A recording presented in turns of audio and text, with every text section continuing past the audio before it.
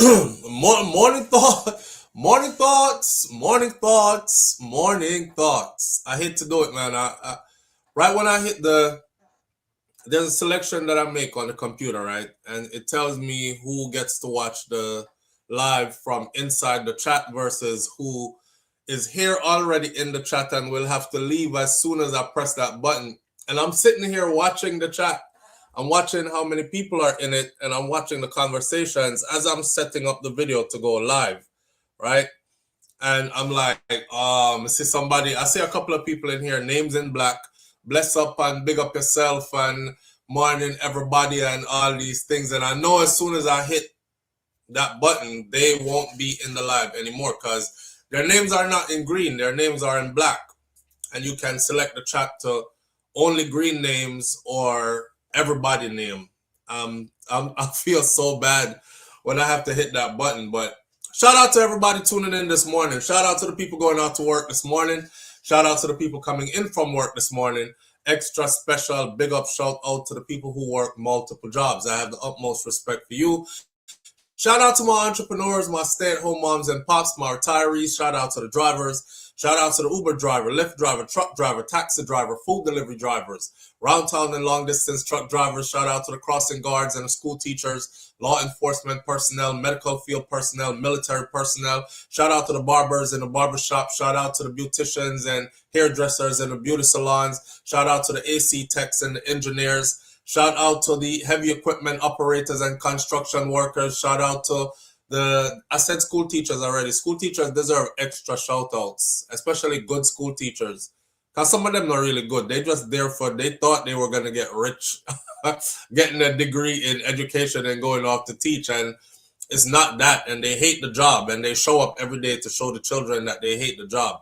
But they collect the paycheck anyways because they've invested so much time into going to school to get the degree, to pursue this dream that didn't turn out the way they thought it was going to turn out. So you have some really dirty teacher out there that's not really, but the good teachers who this is really your passion and you really pour into these children, shout out to you because you're actually building tomorrow's people, tomorrow's adults.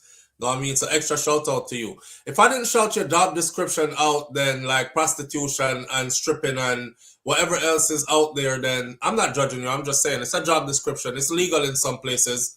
You know, you can sell front for and pay taxes on it in some places. I'm not judging. I'm not God. But shout out to you. It's too many job descriptions to shout out. So we just shout out the one them that fly off the top of the head early in the morning and we keep it moving, all right? Again, big up to everybody tuning in this morning. I appreciate you greatly. Mervyn Point, Jamaica Kerr, shout out to you. Thank you for being here. I didn't see you past couple of days and I was wondering where you were at, hoping that you were okay. Miss Golda Robinson, big up yourself. Thank you for tuning in this morning. My brother Let's Bond TV is in the house bright and early with us this morning. PG is here. Thank you, PG, for being here. Upment, PG always say upment. Let's Bond TV says morning, my people them. Bright and early this morning. Who else is here? Peter G is in the building with us this morning. Peter G says Grand Rising, SF, that's SouFLo and the family. Thank you for being here. And of course, we have Audrey. Audrey, big up herself. Extra big up.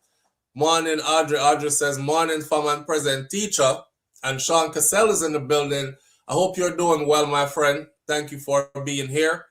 And Audrey also always remind us to hit the thumbs up button as you enter the live. Please, before I go any further with all this big up and stuff, this morning is supposed to be anything goes morning. So let me put my disclaimer out there before we move any further. Every time we do a anything goes morning, there are people who are trying to control the narrative as in what people want to talk about. Anything goes means absolutely what it says. Anything goes. This is your morning to get off. This is your morning for you to release. Well, I should not get off and release and all that. I don't know how someone will take that. But it's your morning to say whatever it is you want to say and put whatever topic you feel like putting on the table. The chat room is open. I'm not the chat, but the phone lines are open. And I will post the phone number right now and pin it to the top of the chat. Is 1-806-587-8953. Call in. WhatsApp is free. All right. and I'm going to pin that to the top of the chat right now. I love the fact that I always say this, I love the fact that I went to my typing classes when my friend them did tell me, say, a girl something that don't go.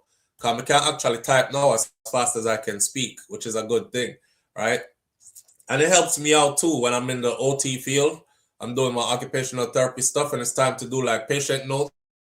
I'm super fast and I watch other therapists do one finger typing like that. And that's not how I type. I read and type like this. So I'm good with it, you know? Anyways, yeah. Whatever it is you feel like talking about this morning, don't make nobody damper your morning or try divert you from where you want to chat about. Bring it to the forefront and make we talk about it this morning.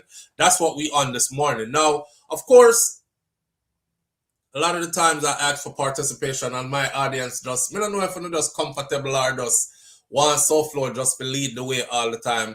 Sometimes I don't feel like leading the way. Sometimes I feel like leading from the back. Sometimes I feel like, you know what I mean? So I always come with topics anyways, just in case when I don't want to talk. Like the morning where I said I'm sharing the chat, the screen this morning, and I put the link out and I think one person joined us on screen. And Denise, big up yourself if you're in here. Carissa Smith, big up yourself. Thank you for being here. Yvonne Walford, not in here anymore. Peter G, big up yourself. But one person joined us on screen, and that was it. And nobody else wanted to get on screen for the morning. So luckily, I had other things planned. Because if we never have anything planned, the show would have just dropped flat on its face. That's all. And we actually extended that morning till almost midday. So again, this morning is anything goes. I have two topics I want to talk about. You can tell by the icon of this video. Other than that, you are free to say or talk about whatever you want to talk about. All right. I'm sure any Meds used to be Meds Walton. Meds, big up yourself. Thank you for being here. All right, Mistress B, thank you for being here. I appreciate you greatly. Miss Golda Robinson. If I didn't call your name, you already know how that goes. Nans, big up yourself. Nisha, Lady J, big up yourself. Thank you for being here. We appreciate your presence. Santi Hustle, hope all is well. Sharon Ingram is in the house. BM is here with us as well. Listening in today, family. Busy day ahead, says Nans. Why? So it goes still.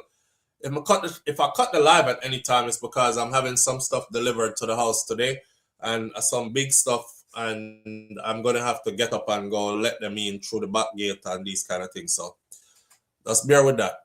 Anything other than that, let's get started. All right. Earners, 777, big up yourself, Earners. Thank you for being here. All right, let's get started. Jerome. So Jerome there. What Jerome say? Flo, Marvin don't comment for 2 days and you're wondering if he's okay, while I haven't commented for over 3 months and you never wonder if I am okay. I'm Mervin, your love. My sister. The ones. If I'm Mervin, my love. Me think of Shakira. Hey boy. Hey boy. Hey Jerome. Jerome, what can you say? Jerome, you call in. Jerome, you call in. You was on the phone up. Oh boy. Or grocery shopping out grocery shopping. All right. Jerome there, everybody. You see Mervin? Mervin said, go a bad mind, your bad mind. Let's get these two topics off the table. You choose which one I start with, right? And then of course it's anything goes morning. So here is one about a church shooting that happened in Jamaica yesterday, which I want to talk about. And then there's another one where our Minister of National Security has now said that police won't be wearing no body camera. But we have to put this into context, what he said. So no body camera, or you can put body camera or you can put church. Camera, church. Camera or church. All right. When I say go, you start typing. The rules apply like this. The one you want, you type it as many times as possible. I will be sitting here counting for 60 seconds. I will strike a 1 next to the one that you put up and count them. And then when we're done, 60 seconds, I will see which one after we tally it up. And that's the one we will go with. So the time, give me 1 second. We tell you when the time begins. It will be either camera or church. And the time begins da da da da da da da da da da da. Soon tell you. The time not started. I'm not counting what you put up if the time didn't start yet. I have to be fair. I'm waiting for that 4 to turn to a 5. Wanna see how 1 minute long? 1 minute, man, them big up yourself. Don't make any woman put you down and make you feel any way about yourself. Look them, it's still a wait for the 4 to turn 5. That's we all still inside of 1 minute, you know. A whole heap of time that, you know. No, man, I start to think say clock now work. Go. Right now, go. All right. Let's see where we're starting out at. I'm looking under Dorothy T's comment, and Dorothy T is the first one in with camera 1, and then we have another camera and another camera and another camera. The cameras are off and running. Merlin Grant, Sharon Ingram, camera, Audrey, camera, beer, camera, Inya. We don't want to go in the camera and them. Camera, no, we're gonna left the church shooting for last. Camera, I'm seeing only cameras. Look like there is nothing else but cameras. I think nobody wants to go into the church shooting yet. Camera, more camera. All right, camera. I don't know, I'm gonna see one. And we are camera, beer, camera. Them all put up camera picture. Camera, S Diva, Audrey, BM, camera. I get the point. We're 30 seconds in. We have 30 seconds to go. Beer, camera, may I say. Overwhelmingly, it's camera. All right, so let me start queuing up the camera talk. I can't believe this madman. Camera, it is. All right, here we go. Camera, 15, 14, 13, 12, 11, 10, 9, 8, 7, 6, 5, 4, 3. This one is funny. 2, 1. And camera it is with no competition, even though it's only 2 topics. That's the first I've ever seen that. It makes no sense even counting the camera. It's 1, 2, 3, 4, 5, 6, 7, 8, 9, 10, 11, 12, 13, 14, 15, 16, 17, 18, 19, 20, 21, 2, 3, 4, 5, 6, 7, 8, 9, 30, 1, 2, 3, 4, 5, 6, 7, 8, 9, 40, 1, 2, 3, 4, 5, 6, 7, 8, 9, 50, 1, 2, 3, 4, 5, 6, 7. 57 times uno type in camera. And nobody type in nothing else. So camera is what we're going to go with. Y'all know there's a big issue going on in Jamaica, right? With the camera situation, and everybody is asking for police officers to wear body cameras. First of all, let me put my disclaimer out, because I've seen where one raggedy ass person took what I said out of context, and the person has a small platform, but his platform, I guess it's growing. I don't really pay attention, don't know. But the person put a video out there and it was sent back to me where, you know, remember when me got Jamaica the last time? The brother will put up the video that talk about them should rob me when them see me in a Jamaica and take my personal firearm off me, because I'm always carry a gun upon him, but it license. And matter of fact, he'll probably just give it up to you because him love criminal and him always walk with whole heap of US dollars. That individual that did that, yeah, they took my stuff out of context. So they started pushing it around as I am somebody who is for criminals and against our police officers. So let me make my disclaimer again, because obviously we have to keep on repeating ourselves, right? Because some of our people extra slow. I know I have no rotted sense. I am not a criminal. I don't condone criminality. I don't hang around criminals. I don't have nothing about me that have anything to do with criminals or criminality. I am definitely a law-abiding taxpaying citizen, and I am all for law enforcement when it is done a transparent and proper way. all right, within the confines of the law. I also believe that if you are a law enforcement officer and you are committing acts that are outside the confines of the law, then you too are a criminal. That is my stance. Understood?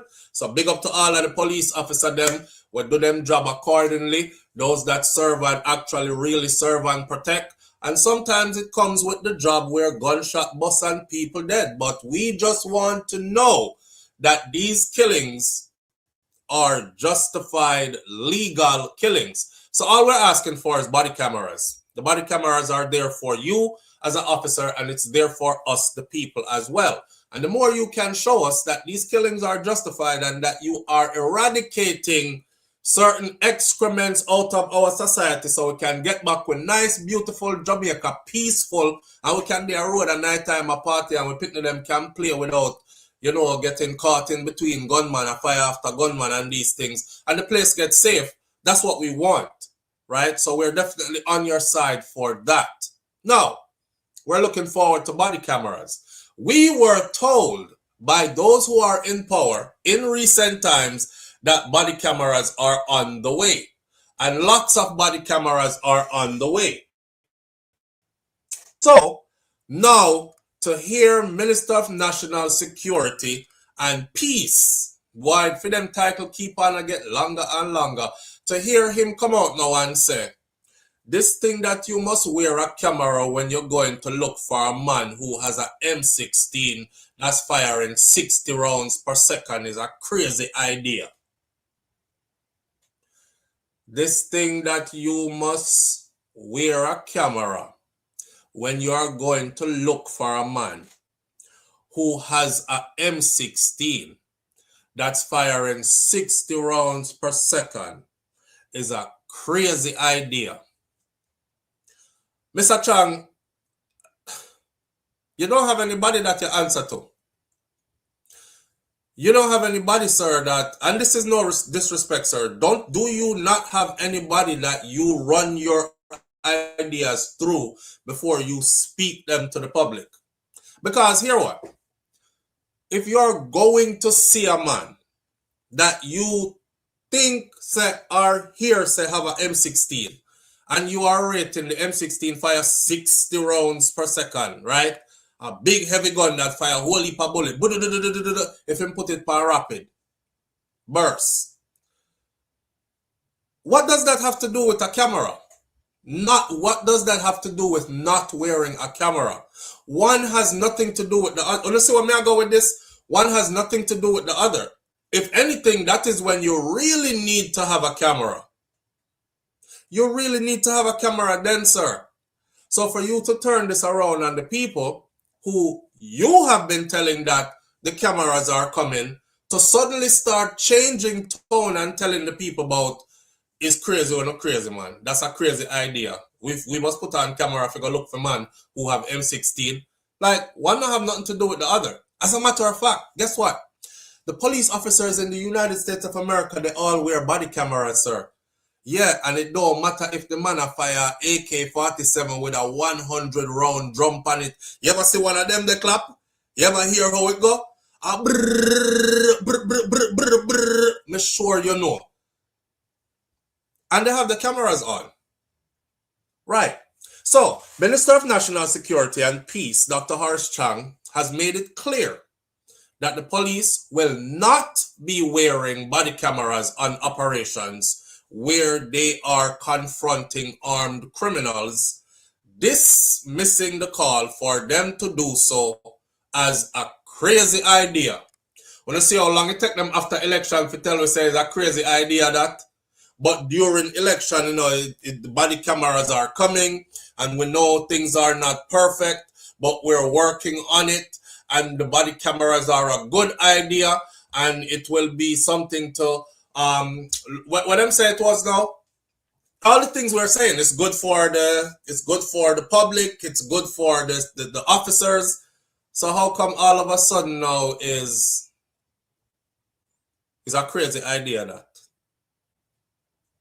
Gaslighting with Dr. Chang, who has been at loggerheads with civil society groups, in particular JFJ, or Jamaica for Justice, Jamaicans for Justice, which have repeatedly called for cameras to be worn on planned operations in light of a sharp increase in the fatal police shootings, said to do so would put the police at risk.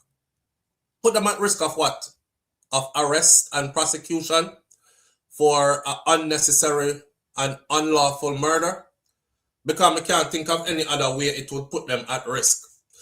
Honestly, if I was a police officer on an operation that is planned, and that is what other oversight bodies were saying, especially, just to let you all know, majority of the police killings are coming from these planned operations. Now, if these operations are planned and intelligence-led, that's where less of the killings should be coming from.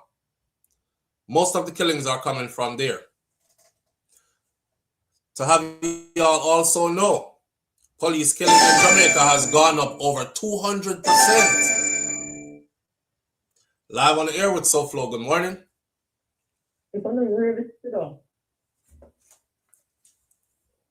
Hello. Morning. Morning, family. How you doing? How are you? We can't hear you. You have to take you off of your speaker or your Bluetooth. Morning. You're muffling. If you put us, if Can you hear me now? Not really. I don't know what's going on. I'm not on speaker. Are you on Bluetooth? No. Okay, you sound muffled. I don't know why. All right, say what you have to say. Let me see if we can work with it. I'm saying that No, you sound low. any person who believes the JLP party is just as fool as them. Fool me once, shame on you. Fool me twice. Shame on us. From 2016 up until now, a lot of those promises have not been fulfilled. Do you believe what this security minister is saying about body cameras? Well, you know, now he's made it very clear. So for the people who believe, no, I never believed that from before. I did. I actually did. I guess I'm one of the idiot them that they're stringing along, because I was actually really looking forward to it. That was going to happen. Nothing that these people say, you can believe it. Don't believe it. It's not going to happen. Never. It's going to be more killing and no accountability. The man said, meet the judge or meet the maker. Nobody meeting any judge. Everybody meeting the maker. Wait, she said, that was the prime minister. The prime minister said, to put on the badness and all these things, because he's given instructions to send you to either the judge or the maker. Your maker. You're going to either meet the judge or meet your maker, which means you're either dead or you're going to end up in prison. And this caller is saying nobody is meeting the judge. Everybody I meet the maker. So, I never believe it, and I will never believe nothing that the administration tell us. Nothing. Nothing SouFLo. It's going to get worse, and if Jamaicans don't stand up, but you know, SouFLo, not until it reaches the door of each person before they understand the seriousness of standing up. Because that's how we operate. Yeah. Yeah. All right. Thank you. All right, my friend. That is how we operate. We operate in a way where if you don't touch my house, I'm not worried about it too much. Just make sure say I'm my family. But may I tell you, say it's going to touch everybody sooner or later, including some of these police officers who are in uniform. You have extended family members and friends. It's going to touch yours too. Yeah, because we don't all know each other in all 14 parishes across the island. So it's just a matter of time. I keep telling my Jamaican people, I say, whatever it is that you are encouraging for them to continue to do, please be careful what you are putting your powers behind. Because when it becomes norm that our police can just kill and just say the same lines every time and get no prosecution, not even a proper investigation. It's just gone, done, all good, back to work, kill a next one. And you have sectors of the people who are saying, kill more of them, officer. And that you fi do. Like everybody that police kill is guilty. Just automatically guilty. If a police kill you, you did bad. You was a gunman. And you know, you see our people on social media and they type stuff like, I bet same granny I go come out here, come talk about it every day, every Sunday and go church. And next one will say LOL, laughing at somebody who just got killed. Laugh out loud. No, them not gonna say him go church. Them are gonna say him used to lead church service. And he was a head of the youth choir. And him gave his life to the Lord many years ago. He's good boy, he's wrong person, them kill. And they laugh. This is our people, you know, laughing at the people them who the police are killing. Meanwhile, only thing I'm looking for is some solid proof that that killing was needed and was justified. That's all me I look for. Can you see if it's justified? God go, we don't know. I'm that guy. If it's justified, God go, we don't know. Me not have nothing to say. Police did do them job. If it's not justified though, then justice needs to be served. So that's where I'm at with it. You know? So while the people that are celebrating, and I notice that the group of celebrating people are getting bigger and bigger, those same people, you will be crying later. Mark my words. You will be crying later. Keep on celebrating and laughing and bringing it into fruition. You will be crying later. You will see. Live on the air with SouFLo. Good morning. Yeah, so, good morning. But there, no family. Talk to you now. Yeah, here's the thing, you know. Everybody okay with it, you know, but you see, as I used to say, till when they touch John, where you sure say John is no bad man. And you know, say John now no gun, and then you go feel it. And feel where other people go through. Me say same thing to man I laugh and say, kill them. Yeah. But when a man see a little youth on the ground, like he not seeing brother or he not seeing little cousin them when he grow up with it. You them not have no heart you against each other. The people them happy to see two youth them dead the other day. You say people them on the ground and roll. Happy. Nobody not care. People say you are dead, them for dead. It's okay to reach every man. And then you go see a person pain. You don't know pain until you feel it, you know. That's the warning. That is the warning. Bro, let me tell you what happened. It look like Andrew tell the gunman them for easy. The police them are going to be killing them on if you do know. We are going to take over. We're not going to kill this year. We are going to kill this year for Uno. Or we do the substitute one for one. Or is it I hate to say this, but it's a question may I ask. The rumor has always been around that a lot of the killings that were happening in Jamaica were being done by people who are police officers and them gone rogue, like them work outside of the law as well as inside of the law. That's why a lot of the killings them couldn't get solved, right? So is it now that we're seeing, it kind of add up, you know, if you look at it, you know, because the more police are killed is the less the murder numbers on the other side is. So it's like them not kill outside the law no more, them are kill with uniform on now. Yeah, a man just link up in police squad with them and say, oh, they two boys run stuff you did next week, you know. And police just go for them. And that's gone. Boy. Alright, so I'm up on your work. Manners and respect, brother. So, on Wednesday, Dr. Chang removed any ambiguity about where he stands on this matter when he addressed the weekly post-cabinet media briefing in Jamaica House. He said, this thing that you must wear a camera when you are going to look for a man who has an M16 that's firing 60 rounds per second is a crazy idea. That is what Dr. Chang said, who is also the Deputy Prime Minister as well. Now, him say when gunshots start blaze across your head or over your head, you're going to dive and you're going to find cover, even if you are a policeman. and look a place where you can find a space to in fact return fire. He went further, declaring that for a planned operation at 6 a.m. at 3 a.m. in search of a gunman, the police will not be wearing any cameras.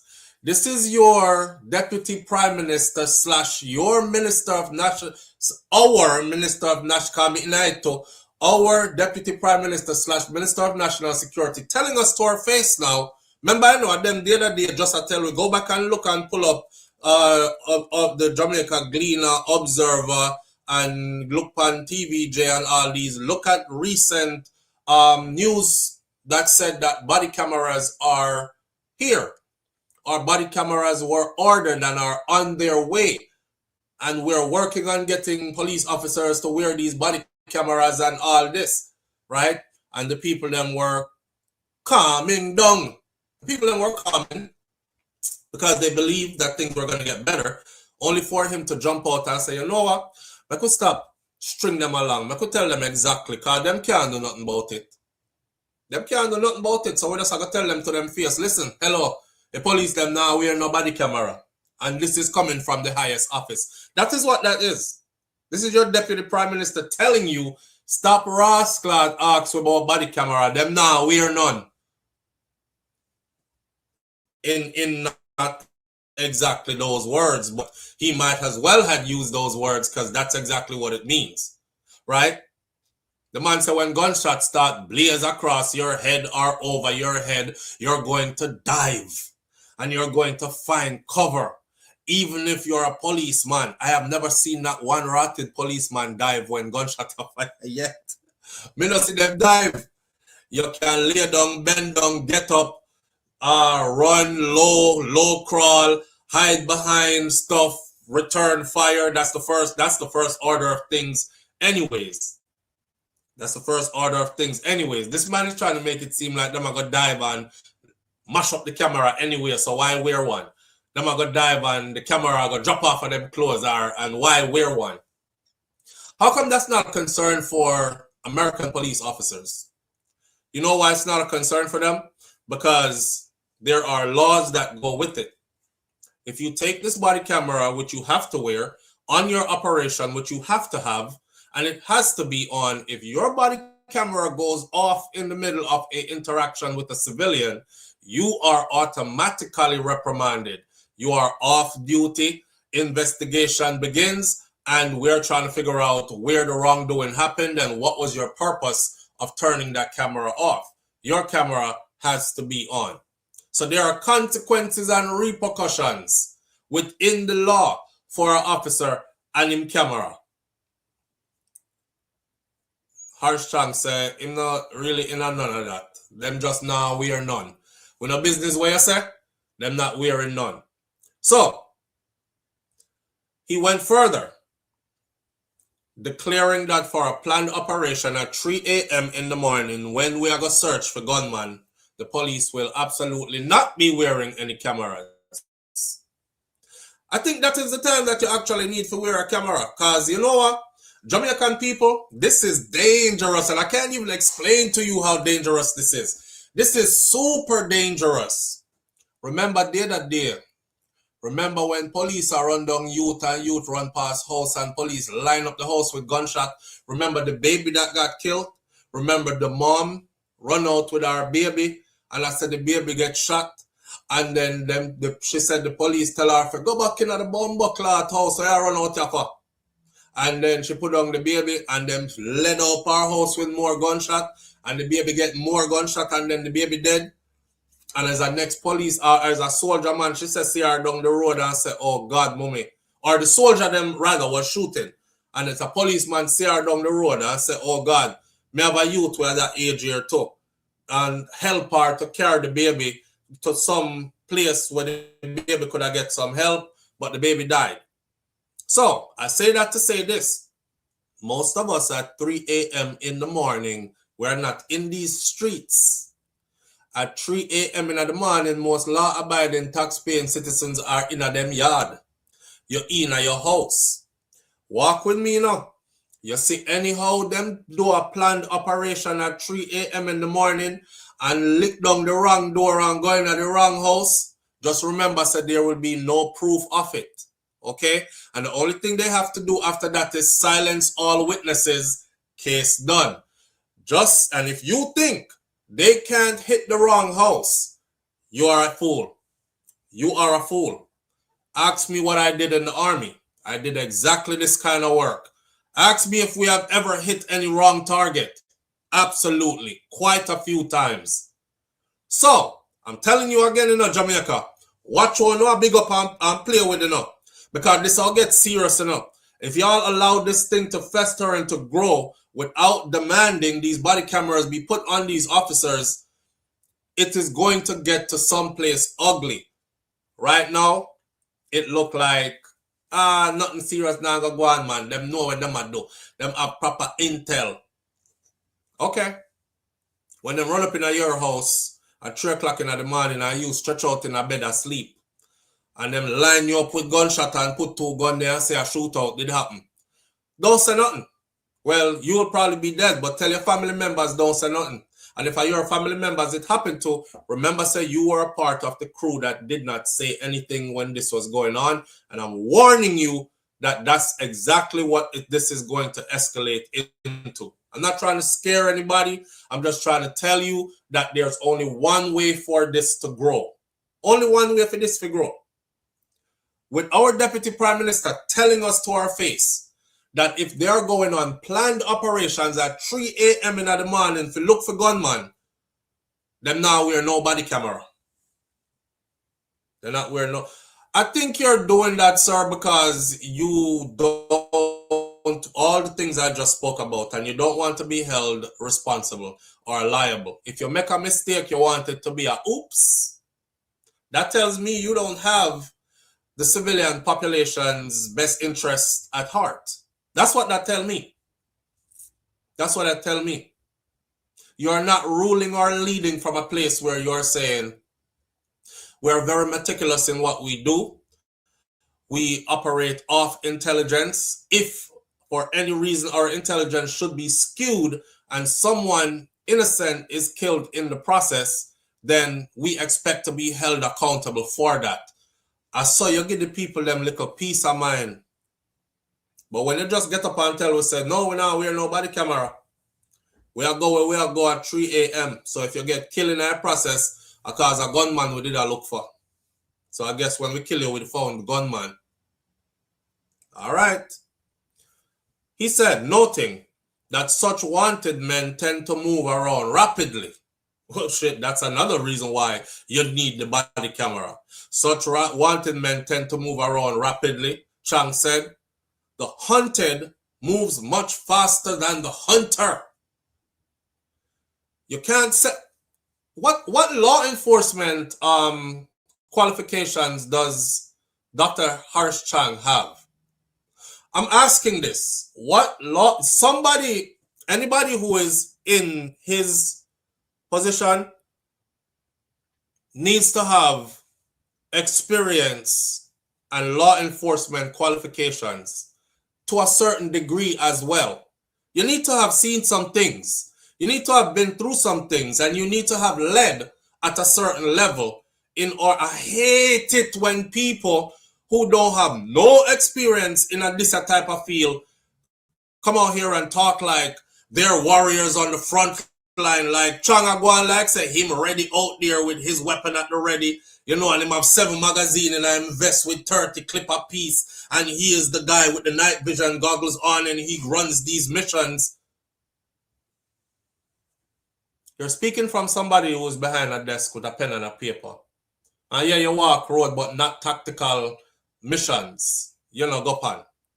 So the way you talk like when gunshot flying past your head and man have to dive and these men, these gunmen, and when we are got train in the morning, nobody is wearing any, and these gunmen, they move at rapid speed, they move rapidly, and the hunted moves faster than the hunter. And come on, guy.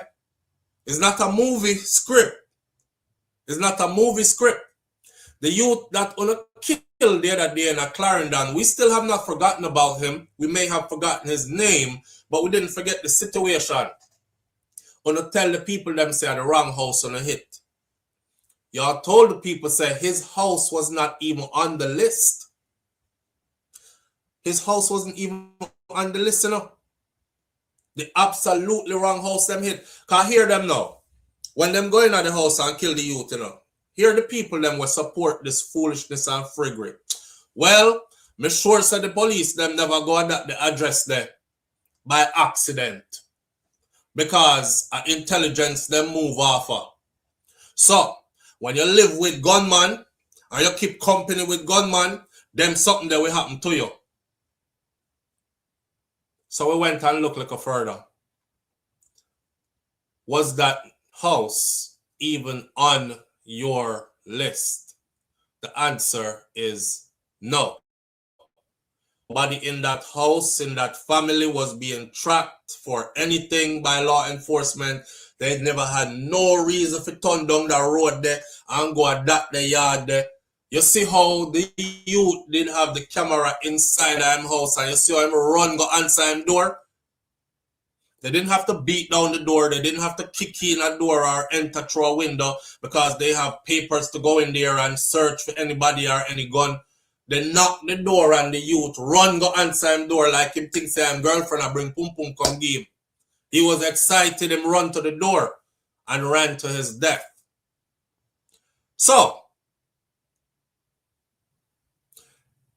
Chang say you can't send an officer in there with a marked car with lights blaring. They're gone. So you send a special squad in there. They're at risk. They will be killed if they're not careful. And they can't go with cameras. Cameras make them a target. How the fuck? How does a camera make you a target? I've been on many tactical operations. Many tactical operations I've been on. And we never ever thought cameras. Let me tell you, right? So, if there's anything that I mean, who did I talk? I think I'm my wife here again, and she was saying we were talking about how them used to drag we go out of the field into training because if you're on base for too long, soldiers start get lackadaisical. You know, like damn, we don't have no missions going on, we don't have nothing, man. Let's go party this weekend. Next thing you know, soldiers, especially infantry soldiers, they're a bit wild, a lot of them. So if you don't have them do something all the time, that's according to our leadership, right? So if you don't have them doing stuff all the time, they will start getting loose in civilian life. Like them go out in groups, like wolves, hunting. Look, woman, all kind of sitting there out the road late at night time, start fight people. It'll be a group fight because once you hit one of them, everybody is fighting you. Right, a bag of drunk man I walk down the street. That's how we go out, right? We go out in groups of 6 and 12s, and everybody a drink. And so the chain of command used to say, "Hey, it's time to take them out to the field." So they used to take us out to the field training area for 3 months at a time, 1 to 3 months at a time. Anytime we start complaining about the DFAC or the cafeteria and the kind of food that we're getting and whatever, chain of command jump in. They're getting too comfortable. Start taking them out to the field. So they take us out to the field. We miss everything. I was telling wifey, said one time, anybody, when we come home from those training missions or MR mission ready classes, when you drop at least 30 pounds. At least 30 pounds gone from you, you know. When you come back, you look completely different. Your face bump up because them have you out there scrape your hair off of your face every morning with water and a straight razor blade.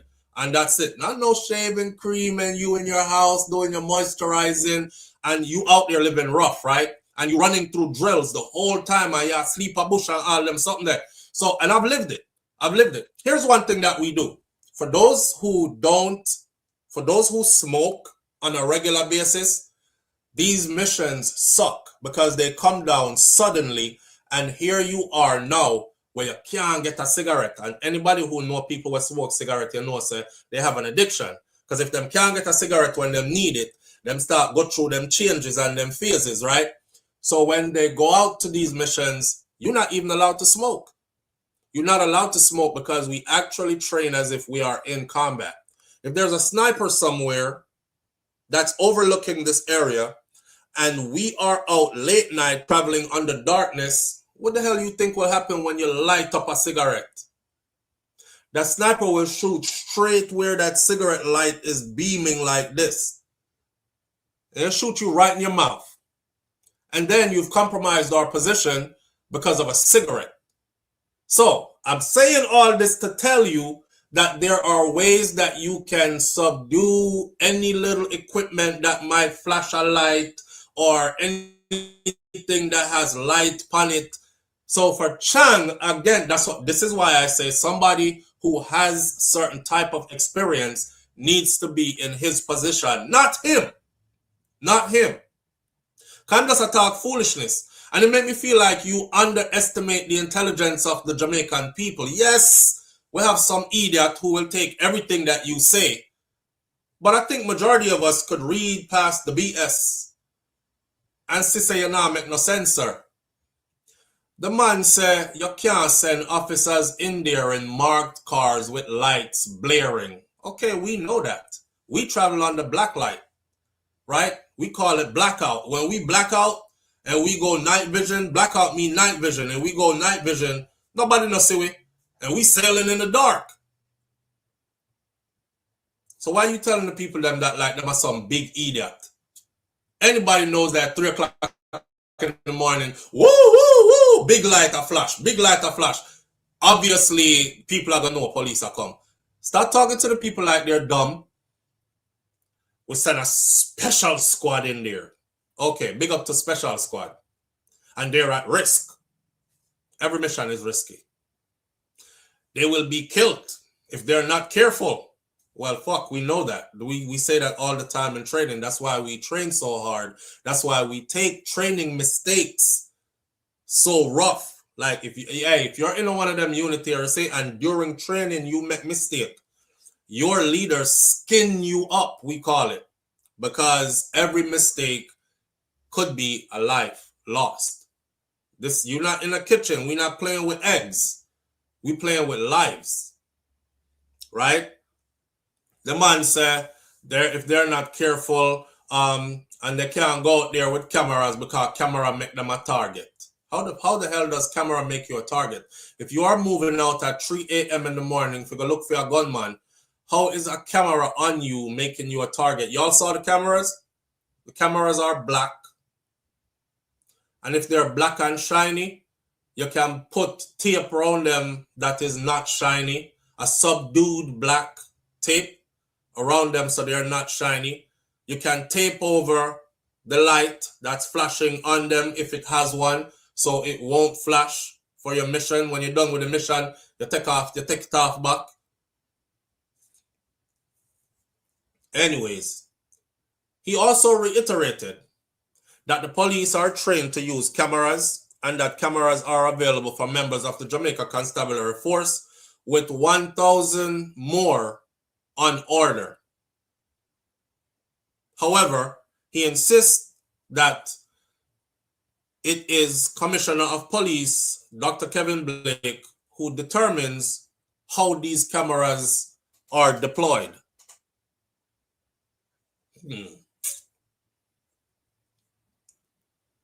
Dr.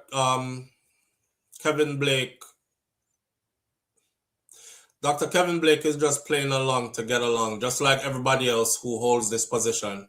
You know what I realized? I realized that a lot of these men have great ideas before they hold that position, right?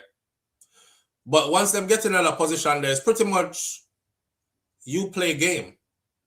You play game according to how this plan out already, and you can't go beyond that, because there would be nothing that would be stopping me if I was Dr. Kevin Blake to say, listen, we need as many cameras as many personnel we have, and we have to invest in these cameras, and we need to make sure that each person wears their camera on every operation. If you are a police officer who is on the beat, if you're going to be coming in contact with civilians, you need to have a police camera on, and it needs to be running when you get into contact with civilians or when you go on these missions. It's that simple. It's that simple. So he's saying that that the decision to assign body cameras is the sole prerogative of the police commissioner, because only he decides who wears a camera and where and when the camera is worn. It is a part of the police equipment like anything else. So we buy the cameras and then the police issue them. Now make no sense. One line, one rule straight across the board. Cameras worn all the time. Once your uniform goes on, camera is a part of your uniform. The camera goes on with the uniform. That's simple. According to Chang, no research has shown that cameras are a valuable tool in special operations. He pointed out that in the United States, where SWAT teams were made to use cameras, it was in contexts where racial profiling by officers was prevalent in places such as the Los Angeles Police Department. Let me stop right there. Live on the air with SouFLo. Good morning. Morning. SouFLo, I want to ask a question. I don't know if you have to answer or anybody else. Go ahead. Okay, in the prison in Jamaica, right? Is there only a certain type of people in there, or is there a mixture? What do you mean?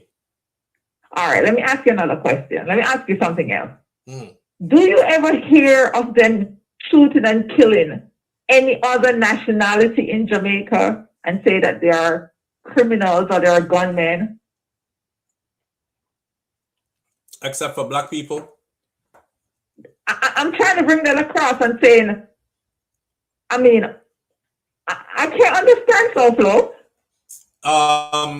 Is this a way to control the black population? Is that another, is this another way to hold them under fear and control? Because you're telling me they're the only ones that are robbing and stealing. No other nationality in Jamaica not doing that? Well, that's funny because that's what I've heard too. I've heard somebody else say the same thing. They said, look at Jamaica and then look at any other country that has predominantly black people in it. They're the ones that do all the crime. Nobody else does. So Chinese people not commit no crime and violence. White people not committing none. Are just the black people them in Jamaica alone are criminal. I can't understand what's going on as that. Is this a targeted thing? Something else is happening, SouFLo. We just can't put our fingers to it. Something is going on. Every time, I just keep remembering Bustamante and the Coral Garden Massacre and the rest of them. And I can't get it out of my head when dealing with the Jamaica Labour Party. I can't. Especially when they keep coming up with stuff like this. Yeah. That's them for real, SouFLo. Something is going on that we're not putting our fingers to. And if the people don't stand up, SouFLo, sooner or later, they're going to eradicate them out. You know, well, all we can do is warn, right? Because they're not going to wear no body camera. They're not do it. It's all an election tactics. It's a game they play with the people's mind. We know that now, because he's made it very clear. It's a game, SouFLo, and people sit there and believe in that they're going to be changed. There's not going to be any change. You see that NARA thing that they're trying to pass. If you listen in the parliament, some things that they put in that bill, SouFLo, you wouldn't believe. Nothing to hold them accountable. Is a free-for-all bill. Free-for-all. Well, that is an extension of scamming, that bill that they want to pass in the parliament. It's just extending the scamming. I'm telling you. They not build nothing in the bill to the people them. For nothing. And that is what the money. And that is what the money came for, to build back, to help the people. Nothing in the bill for the people then. But we knew that was gonna happen though, right? Yes. Yeah, that's why we had said keep your eyes on the money, right? And that's why them keep on talking about them a plan and them a go put in a this and this. Nothing. That bill is a mess. Yeah. That bill is a disgrace to the nation. More scamming, no accountability, none whatsoever. I'm so sorry for us as Jamaican. I don't know what's going to happen. So slow. I saw the Prime Minister up here recently in the United States of America, and he had a meeting with some body of individuals who call themselves some organized group of Jamaicans that do something, and he was awarded and all this. And I was looking at it like nobody even said anything to him about certain things that need to be said. Every time they get in front of his face, they completely change. They completely change into a yes, sir, massa. You're the greatest ever. They'll talk behind his back. But as soon as they get in front of him, it's something completely different. And that includes the entertainers, them, and everybody else. It's sad. It's not going to be the Jamaica that you and I used to. So we can get that out of our mind. Anybody start thinking about, oh, Jamaica's going to be this for us. It's not going to be. We need to stop fooling ourselves. Lulu is asking if you live in Jamaica, caller. Yes. The caller says yes, Lulu. Audrey said this is Jamaica's version of Project 2025. Okay, so. All right, family. All right, Lulu, what y'all gonna do with that now? The caller says she live in Jamaica. What's next? According to Chang, he said no research has shown that cameras are valuable tools in special operations. No research has shown that cameras are valuable tools in special operations. Oh my God, this guy. He then pointed out that in the United States, where SWAT teams were made to use cameras, it was in a context where racial profiling by officers was so prevalent in places such as Los Angeles Police Department. The cameras allowed for a full recording of the interaction between drivers and the police. Live on the air with SouFLo. Good morning.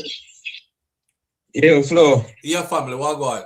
Morning, brother. Long time to touch base, man. Been busy so much. But anyway, which topic? I mean, I say anything go this morning, but you still up on the security topic there? Yeah, we have finished off that security topic here where Dr. Horace Chang said the police them will not be using any body cameras when them go for gunman. So we can't stop asking. Why, oh boy. Yo, you know how much times my youth, you know, every time when you come on your show, you know, and like I said, I've been listening, even though I'm back and forth to work and everything. And everything that you say now, majority of these things have come to pass, you know. Have come to pass. You know, say the money and stuff with them clowns they get in aid and all of them something for the people. I'm trying to figure out what the hell are they doing? Because nothing now going, you know, nothing really now going, you know. And sometimes when we talk to some of my people them back home, they be talking like crap, like these fools is doing something, but they ain't doing nothing. Not a thing. They're not my youth, because we see them play out. And so why is it when you go up on these sites where them have, especially the governments, and you read these stuff, and me I listen to, talk to some of my people them there. So what the hell is going on? They act like we don't know what's happening. These guys, it sounds as if you read something where the man even say the body cameras them coming because of in America because, you know, a racial profiling and thing and all of that. Yes, he said. What's wrong with them? His exact words were that there is no research that shows that body cameras are effective. Are effective on special operations. The only time is when the United States SWAT team used them in context where racial profiling by police officer was prevalent. Yo, how clowned out can they get, man? Eh? What's wrong with them? Like something really wrong with them? You see, even the other day with the shooting at this the carnival thing right here, right? The way how I'm looking at it, when we hear the guy talk about even the ambulance, them, you know, sometimes shit made my youth. Because from ever since I was born there and step away from the place, it's like when something happens to them people, you know, I miss them and I basically throw them up in a jeep back and say them I can't go emergency service now. Where the ambulance them and the fire truck and them something there? Where them there? Like one or two of them I might see a run here and there. What's wrong with them? Them think people are fool, man. Why, brother, all we can do is point it out to the people, them, you know, because a lot of people are walking around blinded. Or I'm realizing now, actually, that a lot of our people want to be blinded. Because when you point out stuff to them as factual, they actually start turning you into the enemy, you know. You're the enemy because you are showing me what actually are going. Make that make sense. Make that make sense. Even in the words of the great Bob Marley, my youth, never trust a politician. I mean, I don't know what's wrong with them people here. You know what I mean? Stop. Yo. Like we said, we don't know what else to tell them, you know. Yeah. We don't know what else to tell them. Because if they don't have these body cameras, at the same way, they will run up and talk about them, get rid of them youth here, and for no reason at all. So all of them will do is run and ball and they talk about, oh, they're going to shoot this, I'm going to shoot that. If they have the body camera, we could see the footage. But who to tell? They probably would alter the footage anyway, so we don't know. You know? All right, bro. Yeah. Manas. All right, brother. Yeah. It's hard to alter footage. They could alter the footage all they want to, because if things should get that serious to where they need a forensic expert, a digital forensic expert could easily tell you if a second opinion is requested. A digital forensic expert could tell you, look, this footage has been altered. Okay, so the safest way to go is to just not have a footage at all. That way we don't have to deal with nothing. But Banches said something just now that was up on the screen for a few seconds, and Banches said the video footage from these operations can actually be used as training tools. As training tools. What better way to train than off a real world mission? We call them real world missions. Actually happened, right?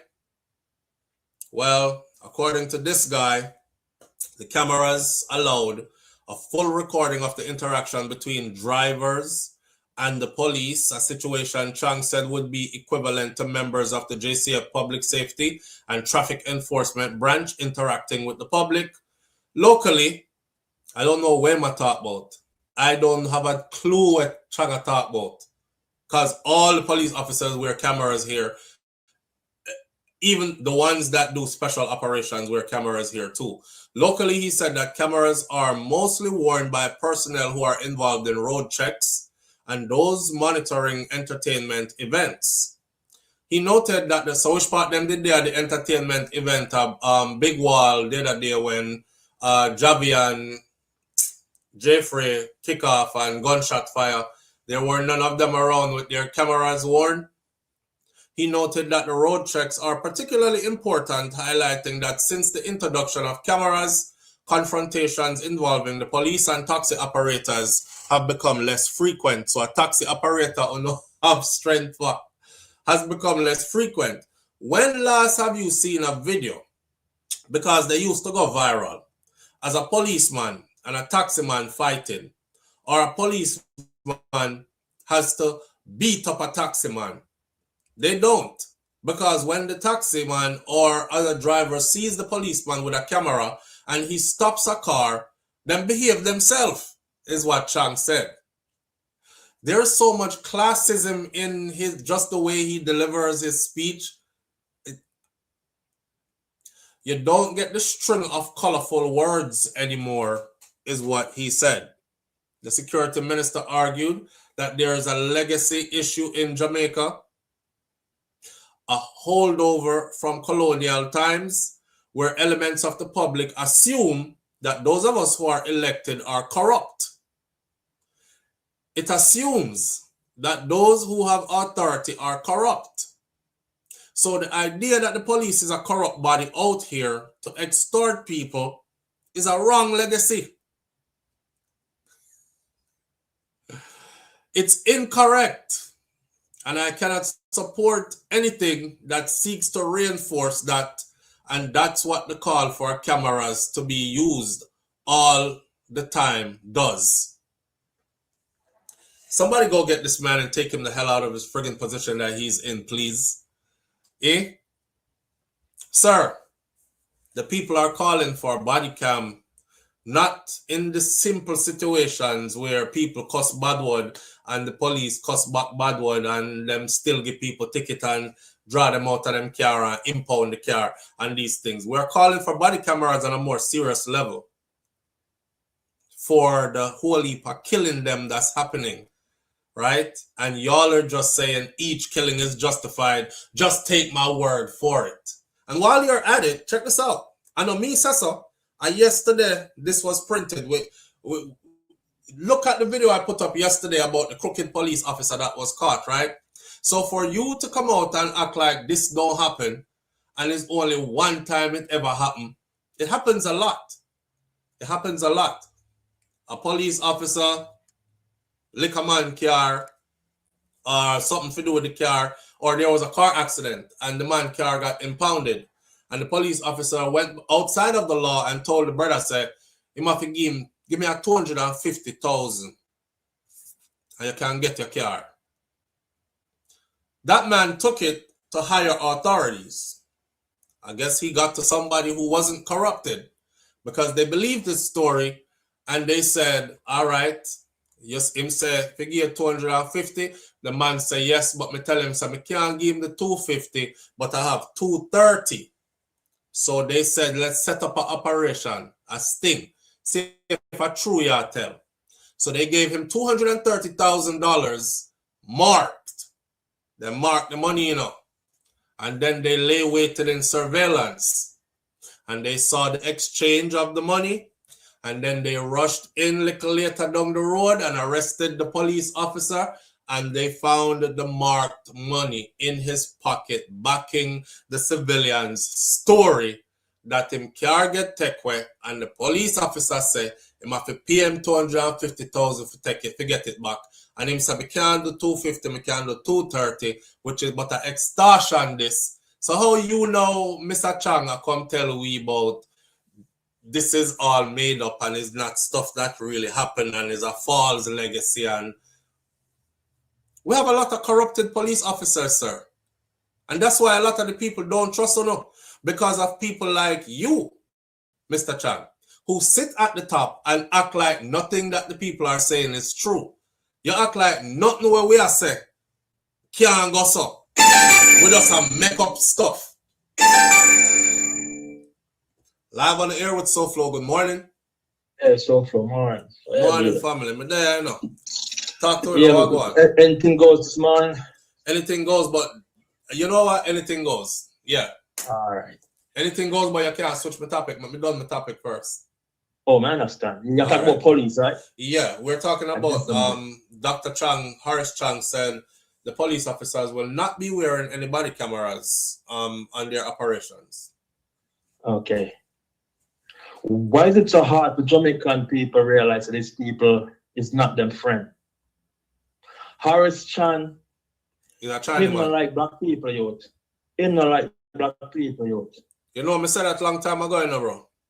Yeah. I said that a long time ago. I said Dr. Horace Chang is a Chinese man. And a lot of Jamaicans beat my feet and say, first of all, we were having a discussion about how them are going to infiltrate Jamaican government and then gain complete control of Jamaica in years to come. And I said, you already have a deputy prime minister / minister of national security that's a Chinese man.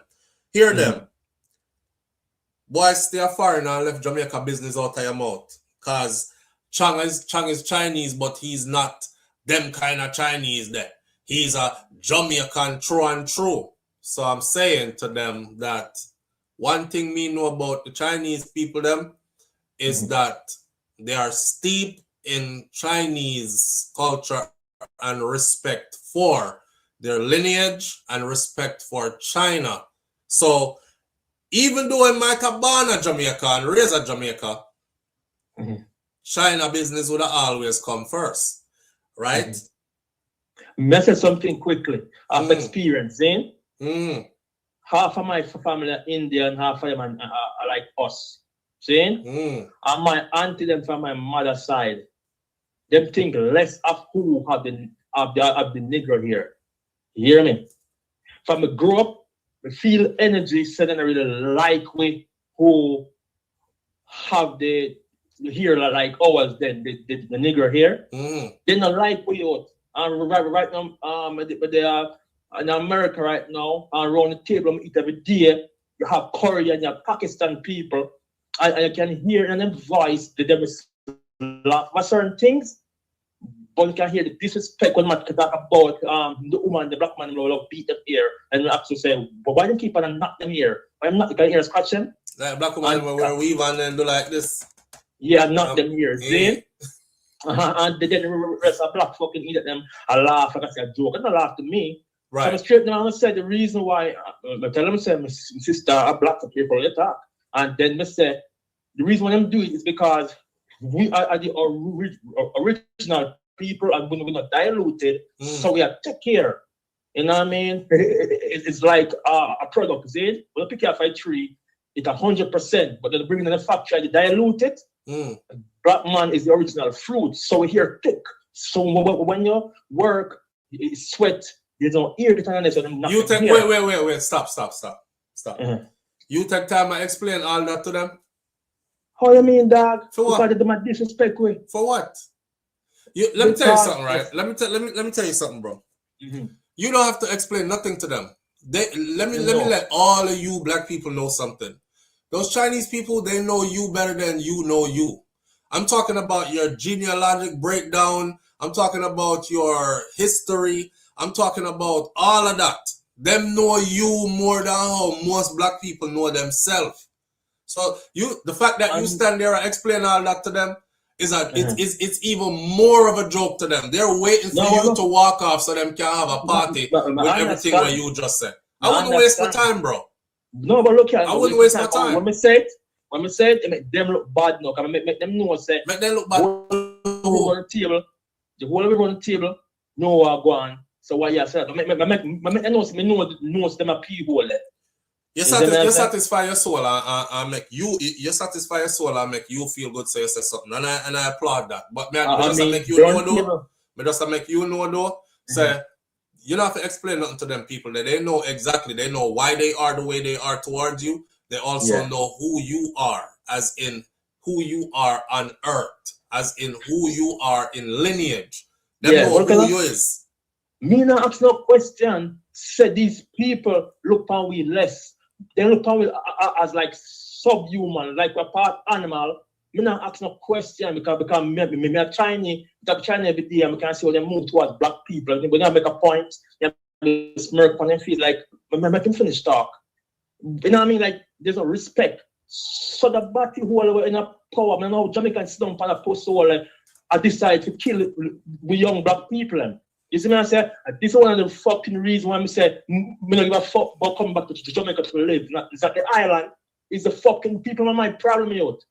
Jamaican are some people where it's like as if they're ignorant and they can't learn now. But them choose to not learn. Because I come from Jamaica, my father come from Jamaica, and we're intelligent people, yo. So I know that Jamaican have the ability to learn and have fucking sense, but them choose to just stay dark to kiss ass. You see what I say? This is the reason why I'm saying, like, fuck up about my loyalty to no island. If you not take care of me, I'm like, fuck about you. The country, come to Jamaica, I go back to a place where give back to me. Let's fuck you. I'm not allowed to know land number. If the American that work for me, I just say, I don't want to go to vacation, go back home, and I just enjoy the land, the tree and the water and everything, and live up out of there. But the people them to fucking fool. How if you have a Chinese man, I tell you, say, me, I go kill off on a black picnic, and I not pick up for them. You know what? Wait. Since anything goes morning, a Rasta brother sent me a video early this morning, seeing And I've been paying attention to what's going on in Africa, especially what's going on in South Africa right now. Watch what is going on. So the black South Africans, them go around the country and are beating other black people out of them, corral them in our groups and gangs, and they're videoing it and putting it on social media, and they're asking them, show us your ID, where are you from? And most of the black people who they're attacking are black people who moved to South Africa and have opened successful businesses. So the restaurant owners, the small boutique hotel owners, the clothing store owner. I want clothing store owner to see them draw time store, bring him outside, tell him to show them ID. And I was like, this is black people doing it to black people, right? So hold on, watch this. Show us your ID. And then next one said, lock the door. Like him can't go back in his own store, you know. And he said, you're Kenyan. You're Kenyan. Like, you're from Kenya. You're not one of us. You're not one of us. And I tell the man, say, I beat him, and he have to lift up him, have to pack up and runway. The next video the Rasta brother sent come give me this morning is a group of white people confronted the group of black people, which had men and women in it. The group of black people, the white South African group confronted them. And the white South African man said to him, come over here. Come over here. So when him go over there, the man thump him in his face. Bow. And him start going like him want to fight. And all the white people them jump on them and they started fighting it out. Guess what happened? The black people them started running. I have the video. Them turn around and hightail run. I just show YouTube now make we show fighting videos and stuff. I would show it to y'all this morning. They were running. So I said to the brother this morning, I said, these are the reasons, some of the reasons why I used to be really gung-ho about going. In my mind, I thought, I have to go to Africa. That part of my ancestors or ancestral lineage, they in their last breath probably said, I hope my future generation seeds make it back to this continent, right?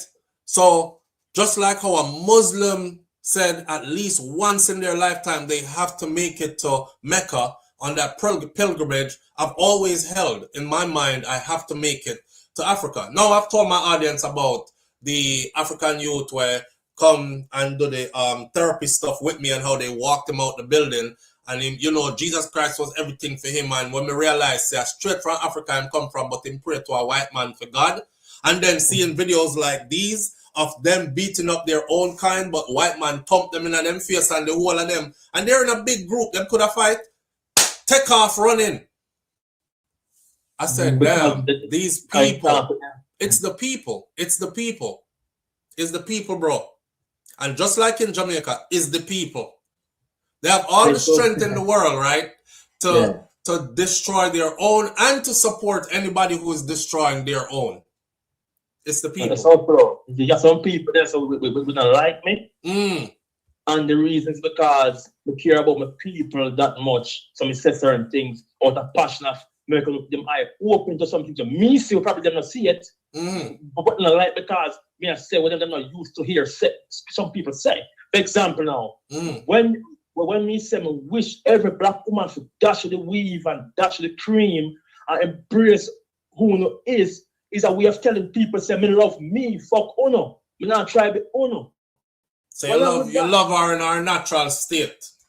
Yes, man, I love you as a black woman. I get it. Man. I get it. The white woman, they're not buying no product off of the Chinese store to cause cancer, to kill you anyway. They must put a natural element here and then listen, my white friend, my Chinese friend, I have a friend, and they use chemicals and stuff we use, but we are used to look like them. Fucking white. Embarrassing to me, yo. I'm not gonna lie. You have to understand conditioning though, bro. What do you mean by conditioning? You have to understand conditioning though. When a woman is raised in a system where this even was passed down to her, because it happened even before she was even born. When you born, come see the woman them around you, not taking any pride in their natural self, right? And they're trying to safeguard you because of the backlash that come from it. I'll give you an example. You see, my hair, I hate cutting my hair. But of course, I've lived a military life, and then now, if you see me take up a contract or something, if I'm not working from home, when it's time for me to step into that space, you notice I'm shave off me hair, and I have a very, very low haircut, high and tight fade, no hair upon my face, and all these things, because we're trying to get somewhere, and we understand that there are obstacles along the way, and we don't come to fight no obstacles. We are try get to where we are trying to get to. So if it means me being a chameleon in order to get there, it's not bowing down, it's being a chameleon in order to get there. We have to shape shift.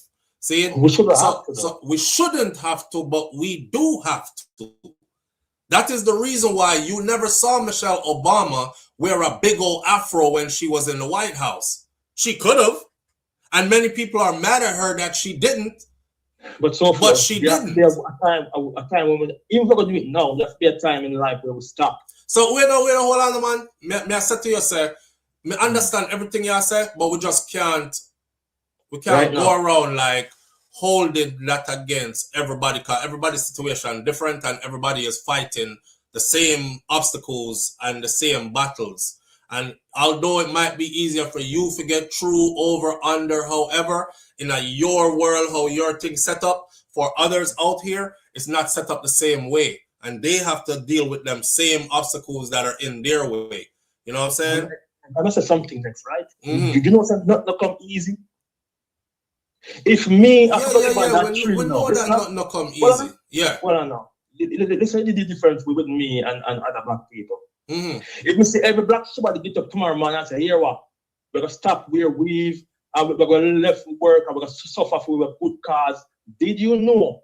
Me pull my family out of that pretty apartment there and march, you know? I'm not give a fuck you. When I want a respect. The car can stay, the house can stay. When I want a respect, when I want to all right, let me explain this to you now. So, okay. All right. So we're going to talk, right? You just said you will pull your family out of the pretty apartment and go. They're going to march with them, right? Okay. So what happens when you pull your family out of the pretty apartment and go? They're going to march with them now. And you're surrounded by police officers who, even though you're protesting peacefully, you see them feel like them want to kick out your teeth and turn this into, you look like you're about to be violent. And you're in a system that will back them. So now you're out here marching for here, and I get to teeth them kick out. How productive is that? So far, that's a whole lot though. That's the problem. That's not a whole lot, brother. Well, many black people have accomplished a lot of things without the hair something. It's something that could add to it, but it's not what's holding us back. You know what I'm saying? No, talk to me. How productive would that be? It would be productive. Them kill you out a road now. Them kill you out a road now, because you draw out your family and go and stand up for the cause, yeah. And now you dead. And now your wife have to raise your children them by herself. How productive was that? But so Flo, let's look at Martin Luther King, is he? Yeah, what about him? Him never dead. Nothing will change, huh? What changed? What changed? What did Martin Luther King change? Or what did his death change? Him death changed a lot of things. Him effort changed a lot of things. And he never have to die to make him point across. Because the second you start talk, you're dead. But I want to kill him. See? So what him do, it changed a lot for us as black people we live in America now and things. So they have to be sacrificed to change. And don't feel like we're going to lock up in this expensive car and apartment and not going to change. We're not going to change. They're going to keep on looking upon we. We're going to keep on be the subhuman them on earth through the rest of eternity. Because that's how they will see us, bro. And we can't change for their mind, because you can't control the next human being mind. No, but what I'm trying to tell us is, even if they look upon we so, we have to respect, because guess why?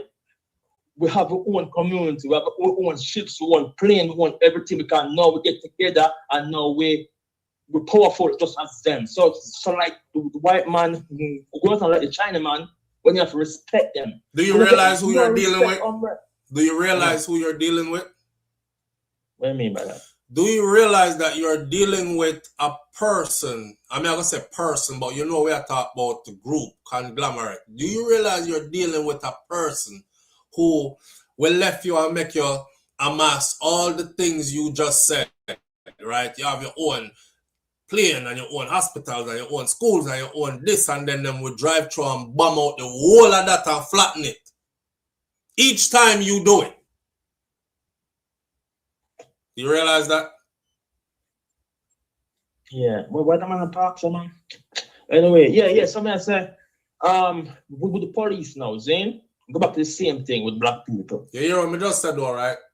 Me hear what I said. Okay. We want community and so them fire about a war good way. And kill out everything with progress in, all right? Capitalize whatsoever, right?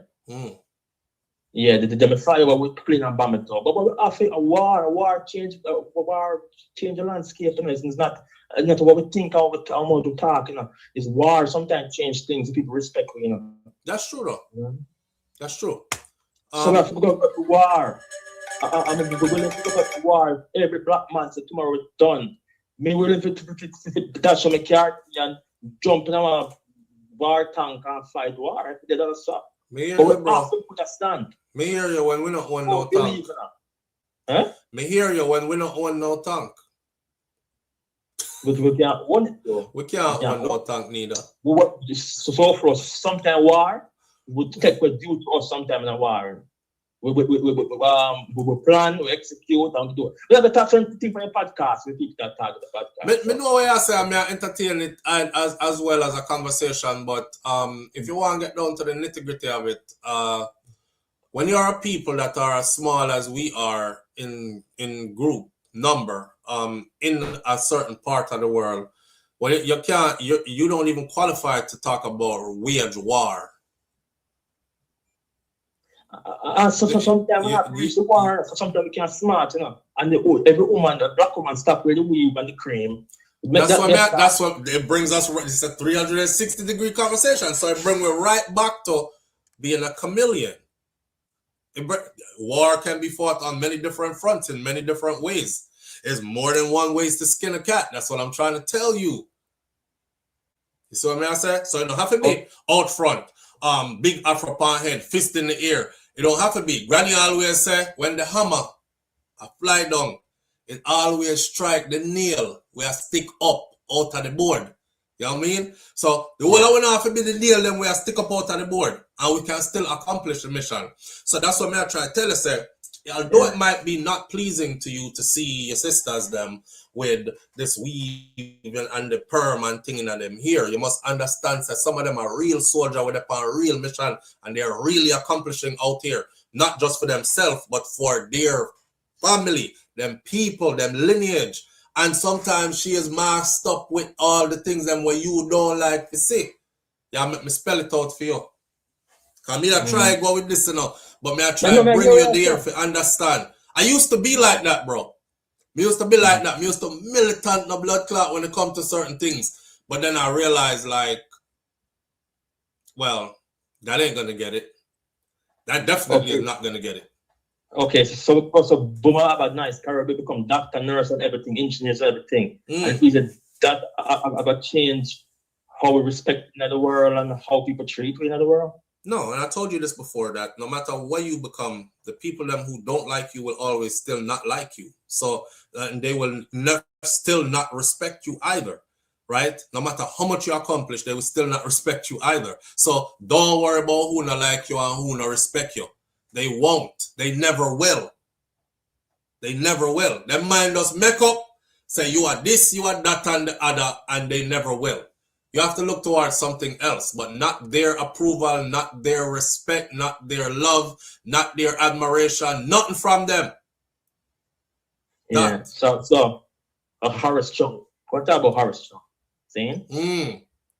Whenever I hear him, I listen to you, and hope say what you said accurate. But the fact that that didn't really say it plain, so that my man not no reason for the body count. When do I find an excuse when it make no sense? Right. Everything we say, it make no sense. So far, come on, man, we be so dumb, man. The man just no want, the man doesn't care about black civilians. If I get by the 100, it's better for him. Less black people on earth. The man don't value you. You know what I mean? I see Andrew Walsh as a traitor. He's a traitor to the black people. You have this time man sit down with kill your black brother them, look young you. So. We've been in Jamaica for years, and sometimes we go out dance and we can't get to go home. And we say, yo, yeah, well, come on, beat one of our friends, yeah, man. I'm so sorry for young because the same thing now. They go out dance and they'll stay with their friend. Police come shoot up the whole house, him dead. Or innocent viewers go out dance and they might kill their friend. You know what I mean? So they might kill innocent people with the gunman them. And it's a serious issue. You know what I mean? And the Jamaican them who support this is just as guilty as the government. Absolutely. Yes. Absolutely. And that's the point I was bringing across earlier as well. We're on the same page as far as that goes. And absolutely. Every killing needs to be justified. Every killing needs to, and it's not that we're, I mean, let me say it again for the slow people them who like to twist narratives and like to heap problem upon problem. We are not against police and policing and police doing what they need to do because we want a better Jamaica. We want a safer Jamaica. I would love to be in Jamaica and be out all hours of the night. Me keep on, I tell people, say, you've never been to a good party yet. If you haven't partied in Jamaica under the stars, late at night, all the way back to the next morning. Right back to the next morning, music, a beat, past some big speaker.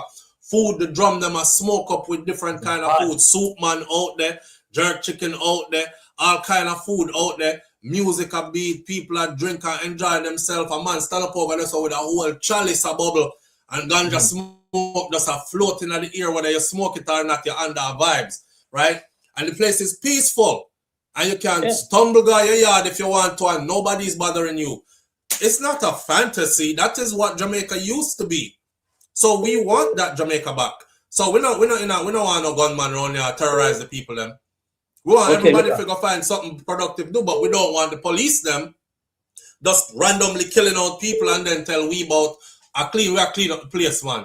At least let us at least give us proof that that killing was justified. If they can do that, then any sensible person would say, well, me tell the boy I say I'm not going to take up badness, you know. And see it there, you go down the road there, there's only one or two ways that go, and you get one of them. That's it. Whether it's your family member or not, you can still say, I'm riding with the police then because, boy, although them doing bad, they were able to justify that it was required. You know what I mean? That's how we are looking for now, as simple as that. Yeah, this is like the build up a store, and the store is, we're not bringing back them boy, you know, because it just seems system not work, so not up a road. So we are going, we don't want no camera, we know what we know, we don't nobody to tell what we know. We have to take the internet just what we know, what we feel is real. I don't think I just that though. I not just that though, because if I did just that, then they would only be going after actual criminals.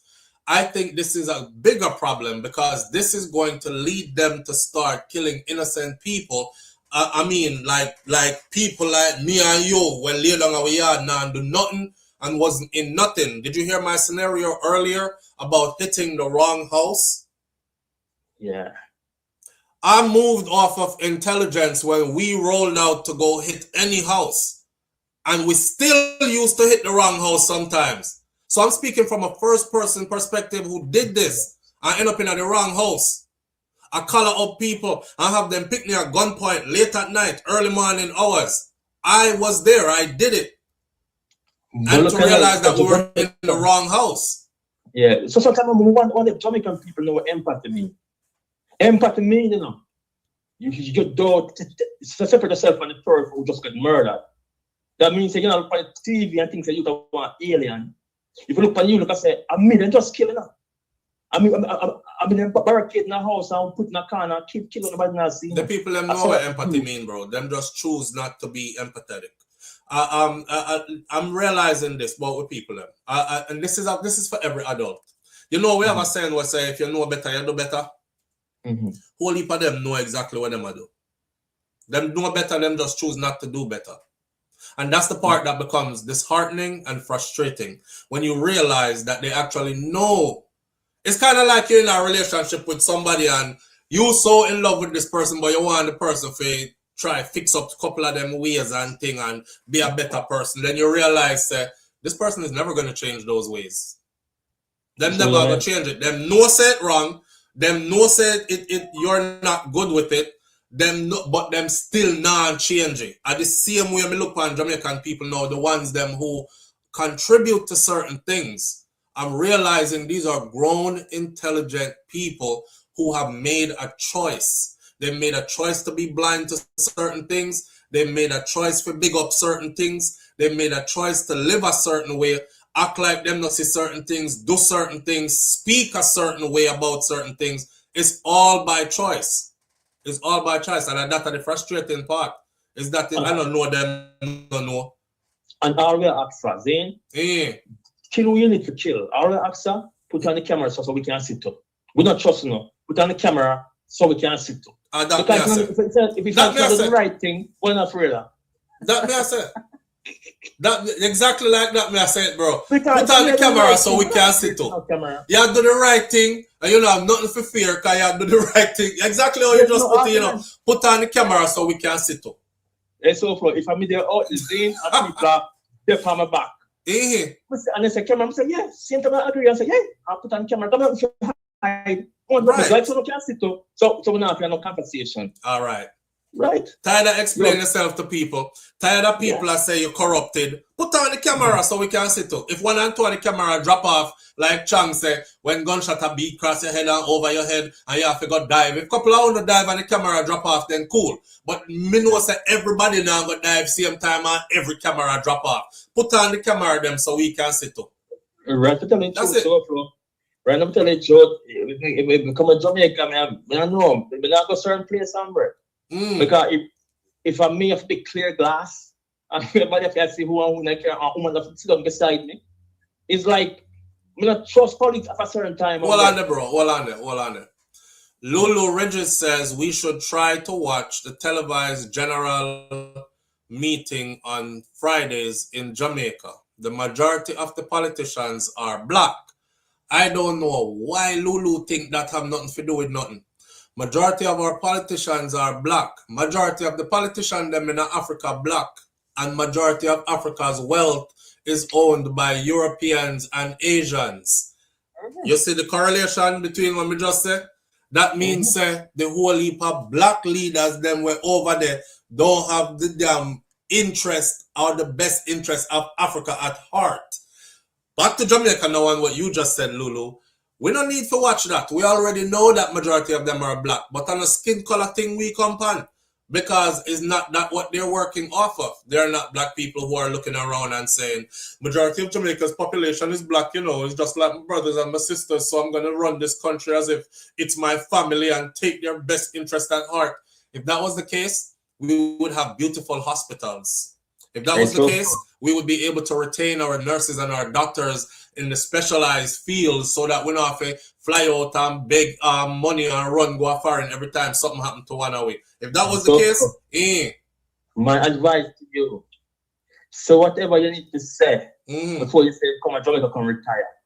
Because the day you come off of that plane with the suitcase, the man everything and left America behind, you can't talk the way you talk now. Then hear what me I say. Me not living a fear and me not planning for no long nothing. We are strike iron while hot right now. You see? We are do the work right now while the work need to be done right now. Who knows what the future holds? The day when I step off a plane and decide that Jamaica is my permanent home, I probably will not even be on YouTube because I will be in a whole different career field. You understand? So while you have the platform, say something. Yeah, because we want people against it. We are trying to this right. We put on our side and it's better we want. So the problem be, we know better too. All right, Lulu, I beg some more attention. So I give her some more. Lulu says, why are you always so negative towards my input, but you accommodate the ranting of idiots? So what was negative? What was negative about what I said, Lulu?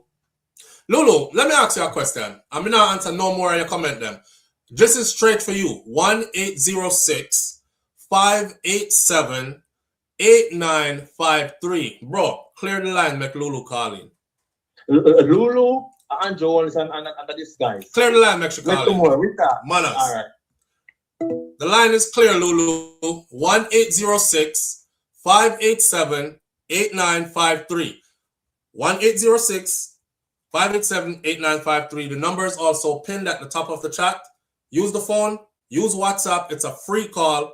Call in. Even if you're at work, run go to the bathroom real quick and give it 2 minutes and call in. Let me answer you directly. And I want everybody else in here who heard everything I said pertaining to what you just said to tell me what part of my answer was negative.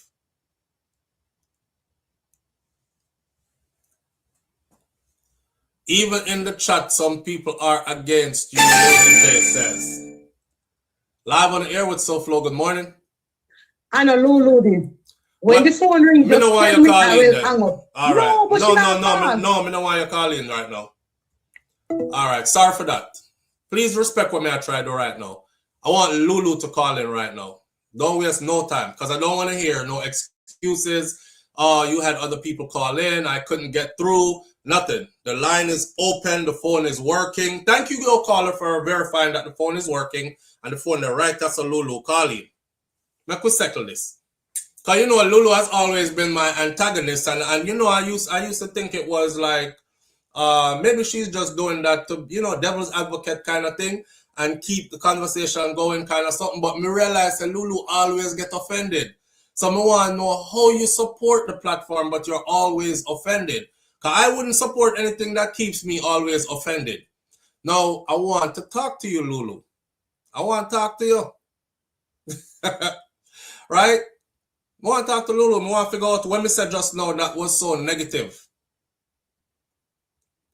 I said to the people there, man, to you, that if you look in Africa, you will see that majority of the politicians are black also. But how come all of Africa wealth is owned by non-black people? Europeans and Asians own the gold mines and the diamond mines and all these things, right? Same thing for Jamaica. So you telling us to watch them on video and realize that they're all black. I'm telling you that our conversation is not coming from a skin color thing. Because we've always maintained that Jamaica has a classism problem more than anything else. And a skin color, you know. Jamaica does have a thing about them where it's like, light skin look good and all this. You look better if you're lighter. That is an undercurrent thing that is happening there, right?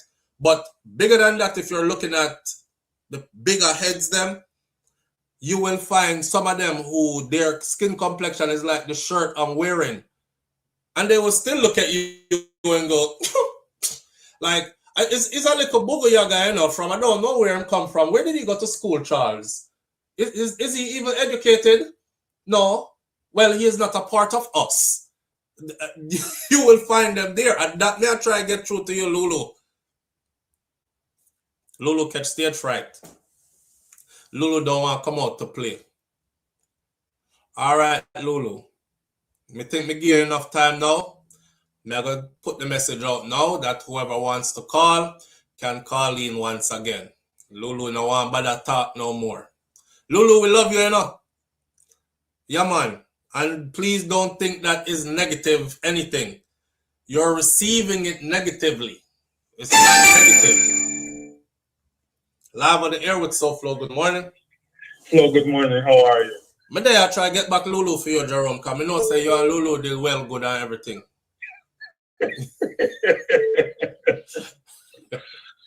What go on? Me there.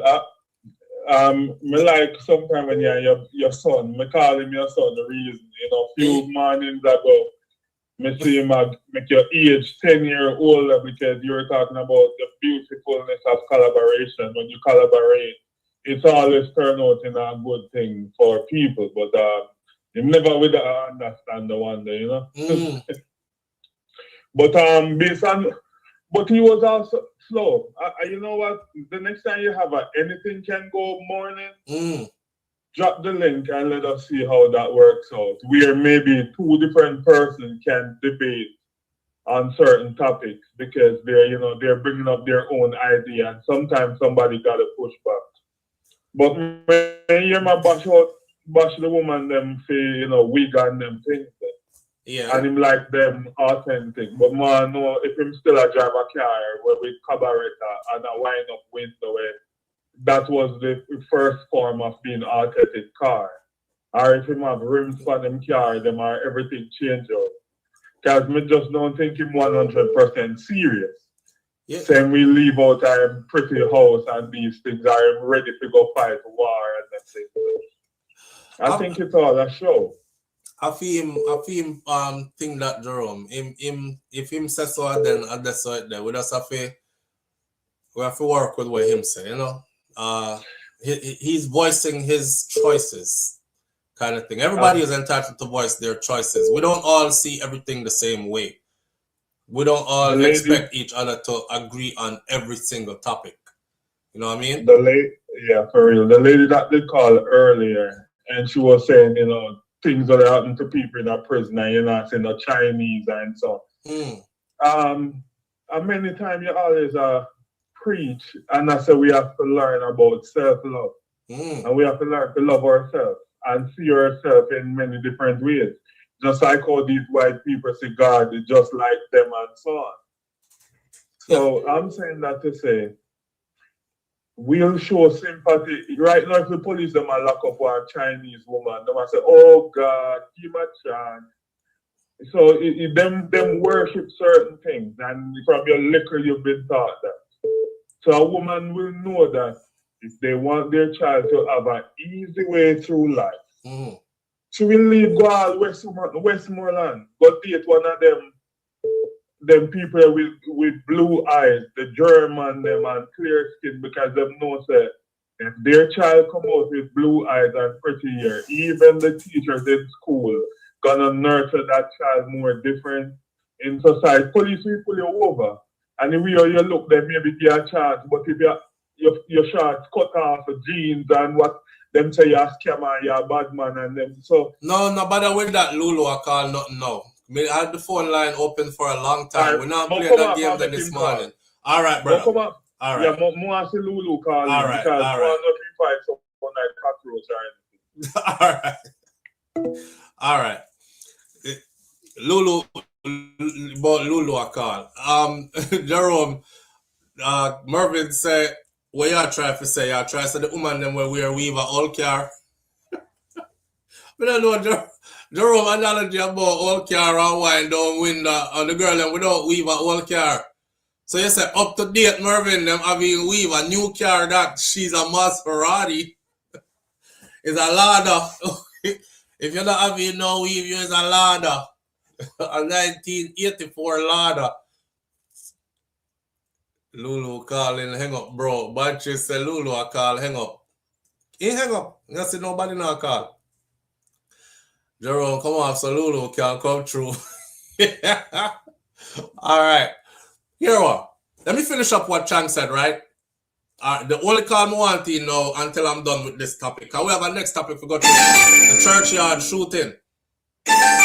Live on the air with SouFLo. Good morning. Again, not Lulu. Not Lulu. All right, go on. So I'm saying power, absolute power, corrupts.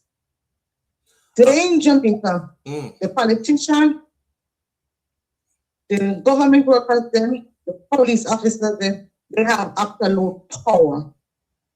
Because if Chang can continue, say, in operation, no camera, you want ticket one man, have your body camera on. What does that do? So killing off the grassroots people in Jamaica, the ghetto person is more likely to get 10 bullets more than a rich man get a ticket for a broken line. Just like in America, you stop a black man in a traffic, they are likely to die than a white person. So absolute power corrupts. And it don't make sense without no more the people and try to make sense of it, because that's what they laugh at us and say we are part of corruption because we are the gunman of the day. And we only say make it be justifiable. Right. Make we see it. Right. Let us see it.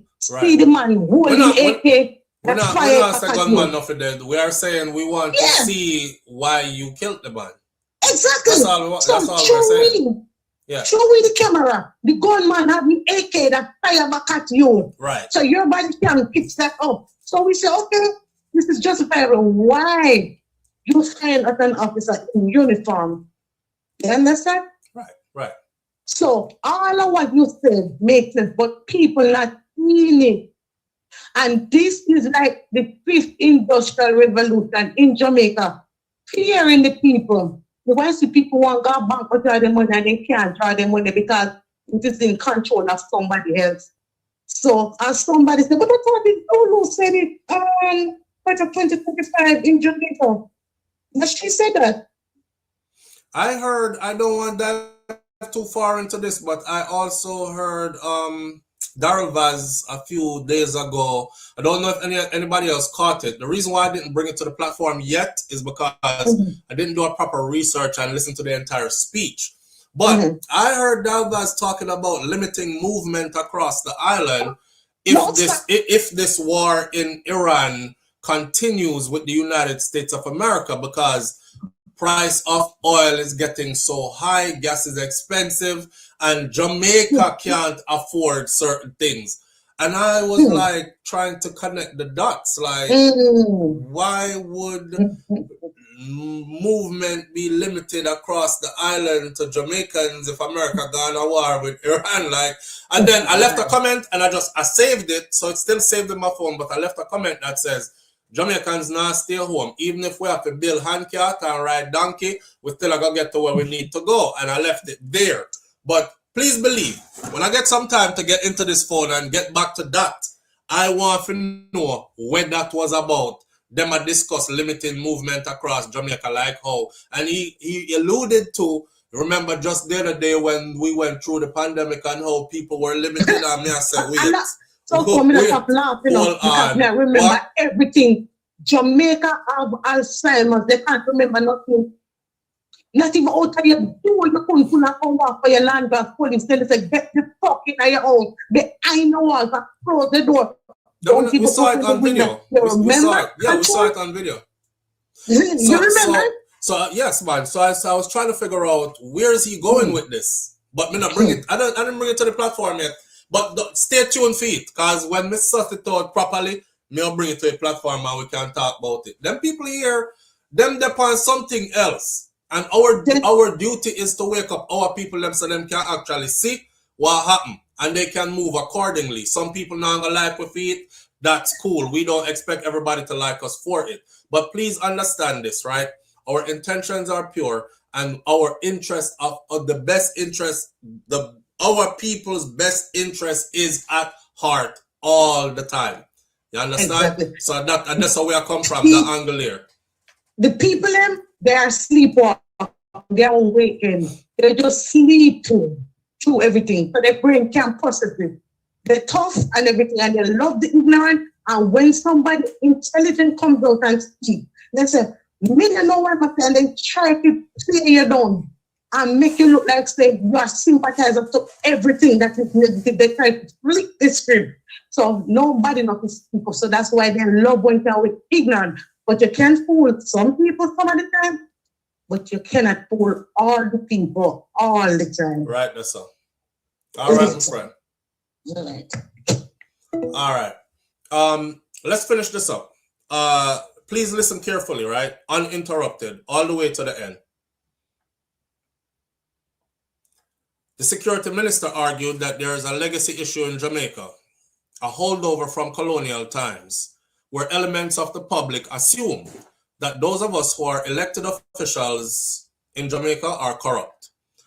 It assumes that those who have authority are corrupt. So the idea that the police is a corrupt body out there to extort people is a wrong legacy. It's wrong. It's incorrect. And I cannot support anything that seeks to reinforce that. And that's what the call for cameras to be used all the time does. This is your Minister of National Security telling you that the call for cameras is basically you saying that the police is corrupt. That's how he's worded it. Chang assured that we're not objecting to criticism, but it's time that we trust our own people, and it's time that we respect our professionals. He also acknowledged that the 14,000 strong, the JCF will not be perfect and indeed has elements who will commit crimes, but he said that is in very small numbers. Statistics from the Independent Commission of Investigation, or INDOCOM, which is the oversight body, support this, showing that in recent years, only 3.4% of police officers were charged or convicted. I want somebody to do a quick maths for me, please. Do a quick maths for me, please, and tell me what is 3.4% of 14,000. Anyways, as he did the day before in the sectoral debate, Chang said that civil society organizations should allow oversight bodies like INDOCOM to complete their investigation and report before they make comments or they pass judgment. It is my understanding that INDOCOM is afraid of the JCF. They are. And they'll say things, but they won't actually follow through. That's what I've gathered over the years. On top of that, though, I refuse to believe that Mr. Horace Chang actually believe what he just said here. That the people asking for transparency and the people asking for accountability, those two words, because that's all they're asking for when they ask for the body cams, right? In cases where people are killed. You're telling us that absolutely there are criminal elements among our 14,000 numbers, but at the same time you're saying asking for accountability and transparency is us basically saying that the police is not to be trusted. So you're going to now demonize the people for just asking for accountability and transparency. That's your style of leadership, sir. Okay. Got it. Got it. Hey, I'm not argue with you neither, because you in a high position in Jamaica and me there somewhere foreign in a people, foreign country. I'm not arguing with you. My job is to let this be seen and heard by as many Jamaicans as possible in a way where it is understood by everybody exactly what it is that you mean. That's it.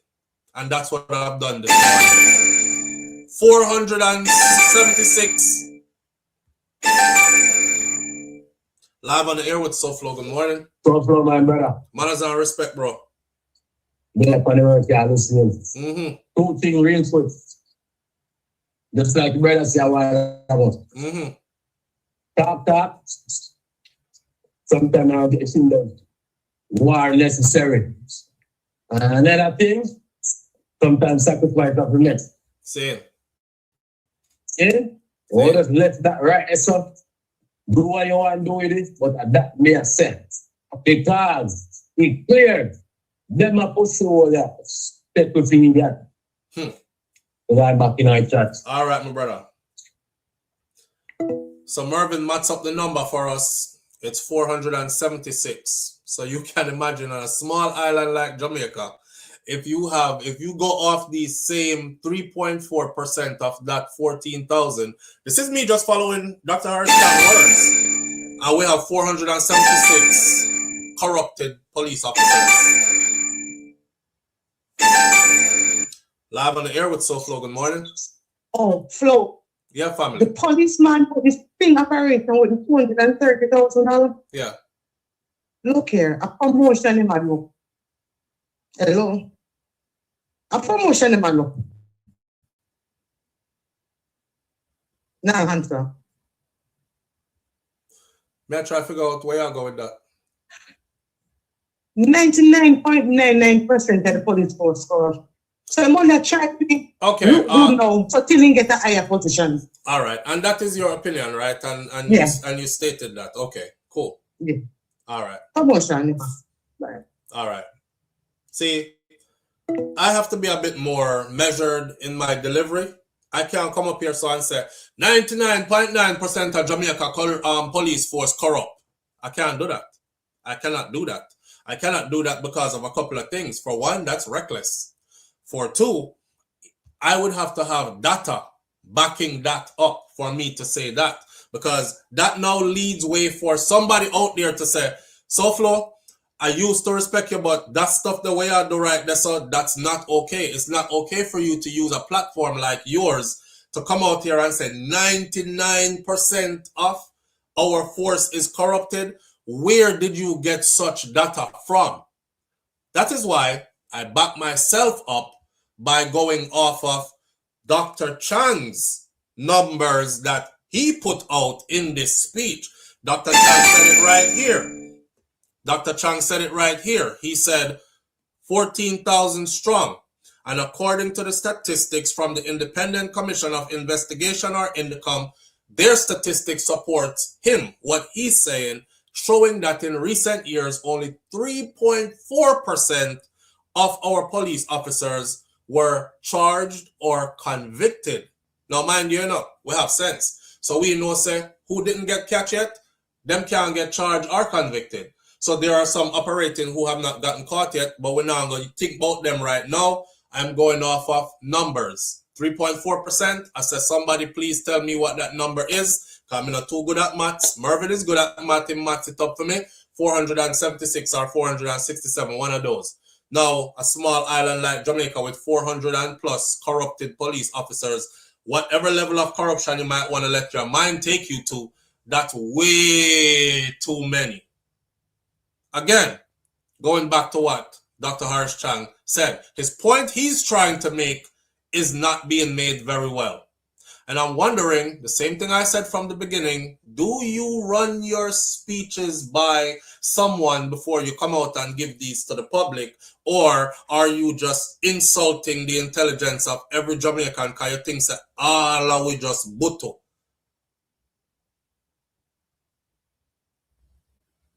There you have it. PG, I've said the same thing too. After the Chucky Brown incident is where I realized that Indocom is basically a dog without a bite. Yeah, right there, so. You know what? We're going to leave that one here right where it is this morning, right? We're moving on to another topic. It's a all you hear me about a all you can eat. I'm hungry, I get hungry, you know.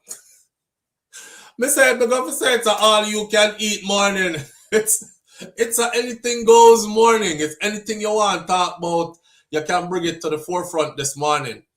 Do it, please, before I get into our next topic. Our next topic is going to be about the church shooting that happened in Jamaica yesterday. I know yesterday, but yesterday them air it. So let me go and pull up the video there. Me say anything you can eat, my belly I said, here, let's. Anything you can consume, bro. Or you say we not eat.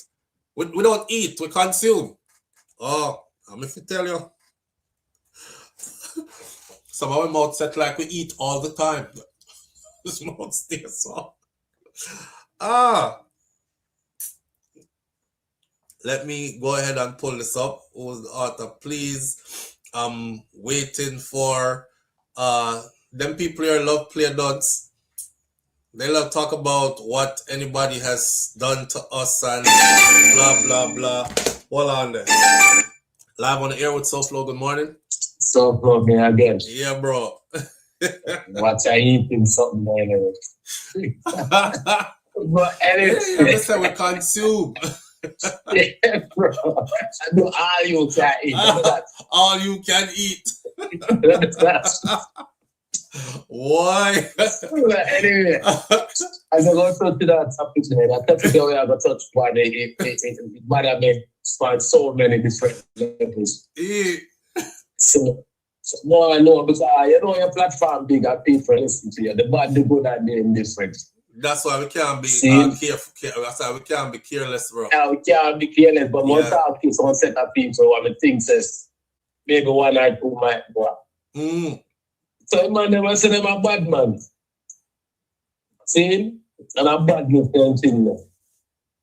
Why no I do to him and them what philosophy woman them? Or when you read this stuff. So if you don't defend that in a body man to love man enough. You know. But I just go talk about the man them when the action kill them. And that's how the man them say them a bad man. Why police them after they kill? So to speak, quote unquote, allegedly. See? Where you know that? To defend a woman, but man them a murder a woman them.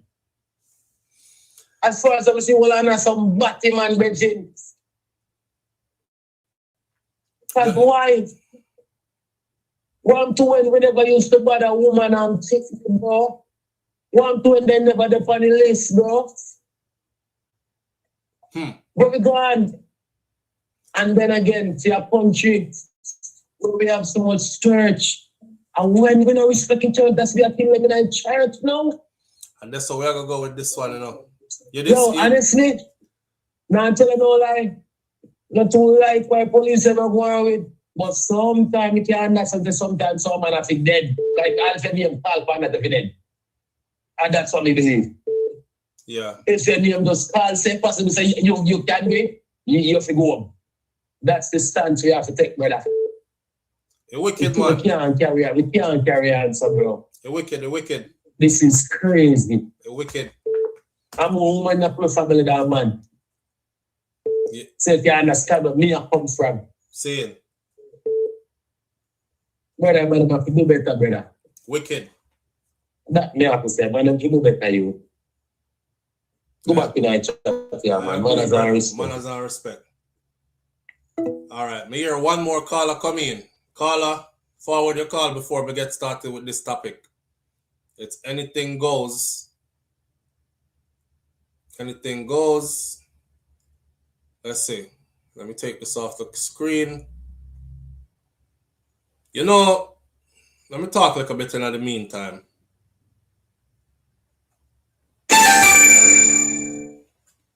Live on the air with SouFLo. Good morning. Yes, SouFLo. Blessed man. Manners and respect, sir. You know me, I said, though. Yeah.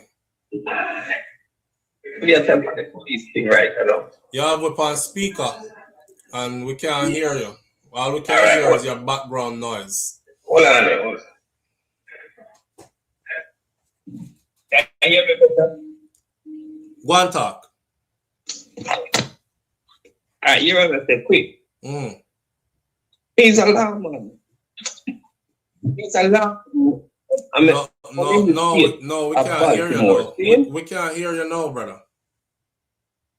I'm in Baltimore, and we need to start going to Jamaica. Because last month, we didn't kill 2 youths in a Trelawney. I want to finish them dancing. And them say a shootout. And the gun when they find it outside under one zinc. So we don't understand how they find the gun outside under one zinc. And the police them say a shootout. But yet still, the man them mash up the man them camera was up on the house before them shoot up the house in the brother. So then this man could have the camera. I said the police them not to do them work, but them a murder somebody do them innocently, brother. You understand me? Yeah. They must have bought the mother scammer. It is a scammer that they have nothing to do with, and you want now. One of the man was in there, innocent, and it's a mechanic. Him get killed with that the man there. So, the police are not going dangerous, brethren. That action, we have to get in that action, man. We have to get in that action, brother. All right, sir. Yeah, man. Manners and respect. Manners and respect, see? All right. Let me get into the next topic. We should be done around, let me see. We have until 11:30. It's 10:52 right now. We have about the next 30 minutes, 35 minutes or so, 37 minutes or so. All right, so let me get into our next topic. Ample time to do our next topic. The next topic is this. A woman was gunned down. Maybe I look for the video. I should have the video. I just don't have it loaded to this, so I won't be showing it to you in screen. But I just wanted to show you the people that in the church. Then I'm thinking, should I show the video because it's not mine? And the last time we used a Jamaica Gleaner video, they actually struck my channel and I had to remove it. But CVM, I don't think CVM are going to do me something. For another specialist, and whom you're talking, this letter is the third one.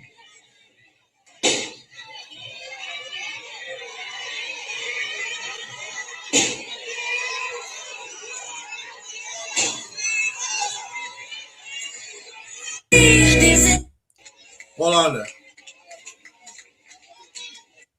Let me set this up before. A shooting happened while a convention was going on. Church, fasting, praying, preaching did that take place, right? And if you're watching and listening, then you will hear the gunshots start going off at the church. Somebody was killed. There is full information here about what that was all about, as far as I'll take you there in a minute. But what had me taken aback was, and I'm going to speak about this too, the reaction of the individuals inside of the church once the gunshot them started to go off. So watch a little bit, and then we'll clear off the screen here. Ready? Look at your neighbor and say, neighbor, you have letter for another specialist. And whom you're talking, this letter is the third one.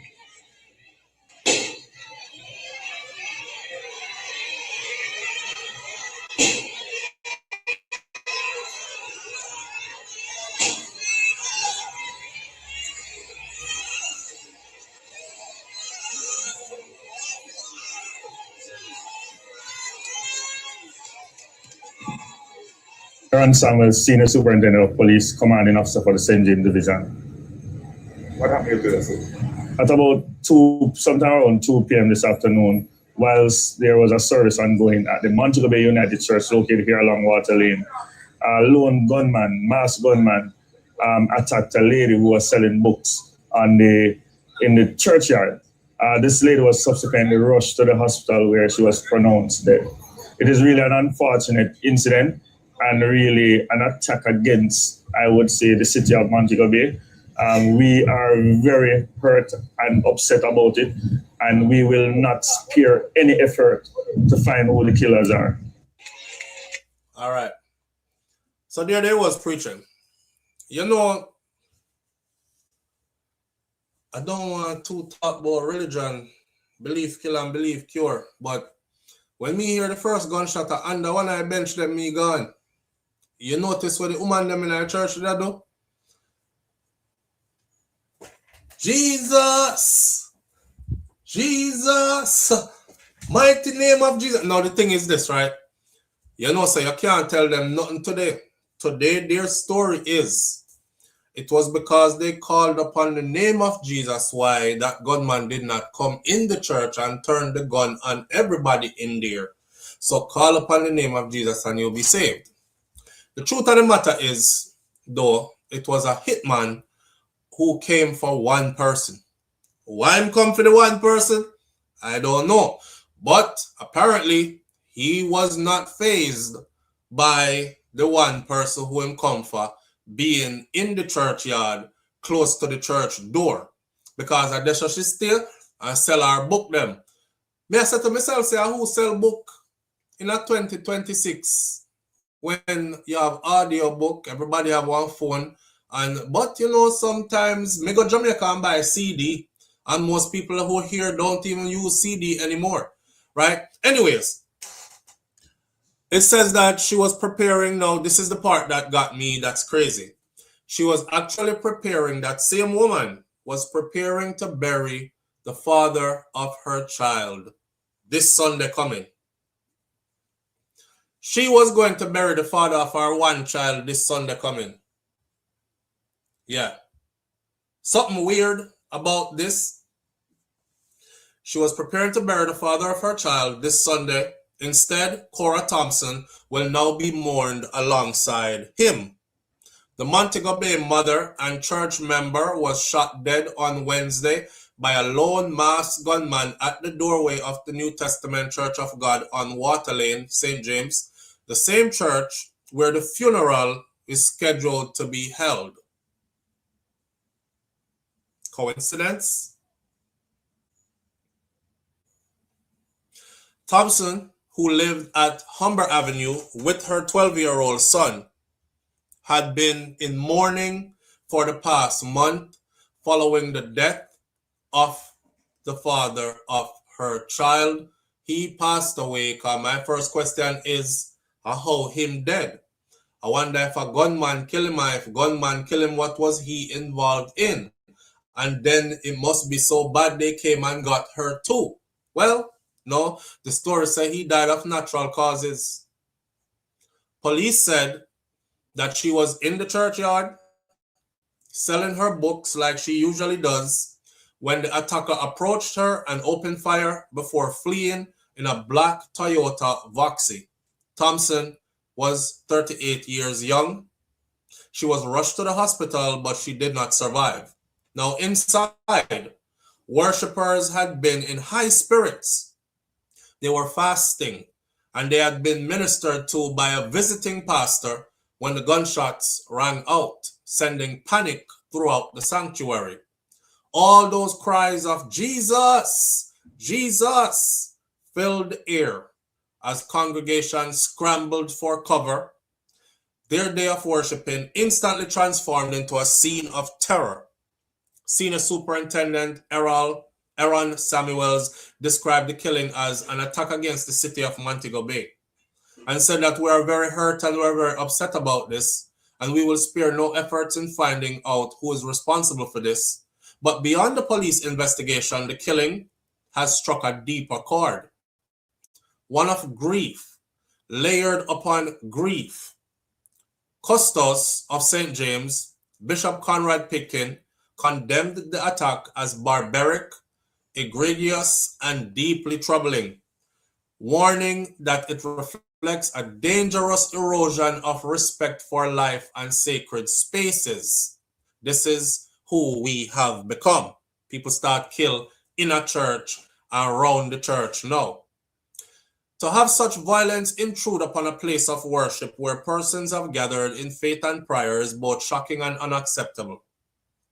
There is absolutely no respect whatsoever.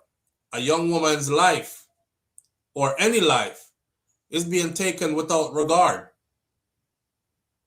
Pitkin also reflected on the cruel timing of the killing, noting the act of fasting are often deeply personal moments of seeking healing, breakthrough, or divine intervention. To have that moment shattered in such a violent manner is profoundly distressing, he said. The killing also revived memories of the 2021 murder of Andrea Lowe Garwood, who was shot dead in a church in Falmouth in Trelawney, which we covered then. She was actually inside of the church, hands up, eyes closed, praying and singing. And you know, when church women in Jamaica getting at them, hallelujah, that's how she was going. It's actually caught on camera, right? And the gunman was right there in the church, seated right behind her, and she did not know. So she went out saying hallelujah.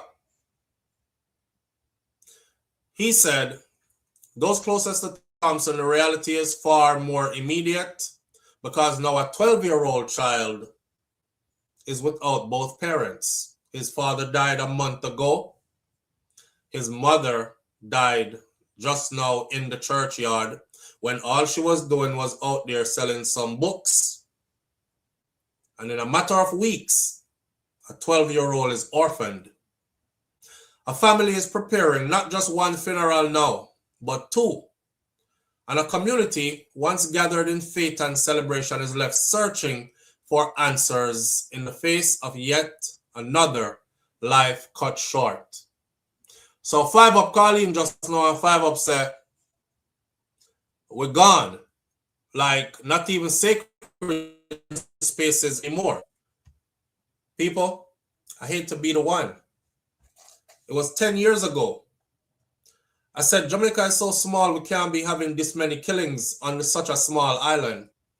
It's just a matter of time before every one of us knows somebody who got killed in this manner. If I know we get it. Me say, all in a church, them soon go kill people, you know. That's what I said. I said, all in a church, them soon go kill people, you know. My people so funny, them turn it around on me and said the tongue is powerful. And because you say it, why it happen? Imagine that. Imagine me stay away foreign and say something. And it happened in Jamaica. Me make it happen. It's not me make it happen. It's me watching the trajectory that we were on. And me, I said, them are killed everywhere. It's just a matter of time before them going to the church. Got killed too. And they did. Live on the air with SouFLo. Good morning. Hold on the family. Let me put it back on the speaker. All right, here we are. Good morning. Yeah, good morning. Loud and clear. Welcome. My input on the story is that they need to check out who is the woman there that got shot. She was a beneficiary of some insurance from the man that dead. And then who would benefit when she died? You and I are on the same page, brother. Can we write it down? Who would benefit from? I wrote down, did he really die of natural causes right here? And then I wrote down, who stands to gain? Land, house, money, anything if she passes away.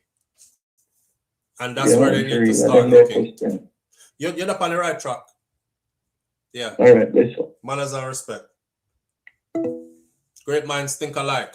I was on that track. That's exactly what I write down at the last part of this paper here. See that? I don't know if you can see it, but see it there. And I find writing. So I don't want nobody be SouFLo like. You never write down nothing, you know. See that? That's exactly what I wrote down.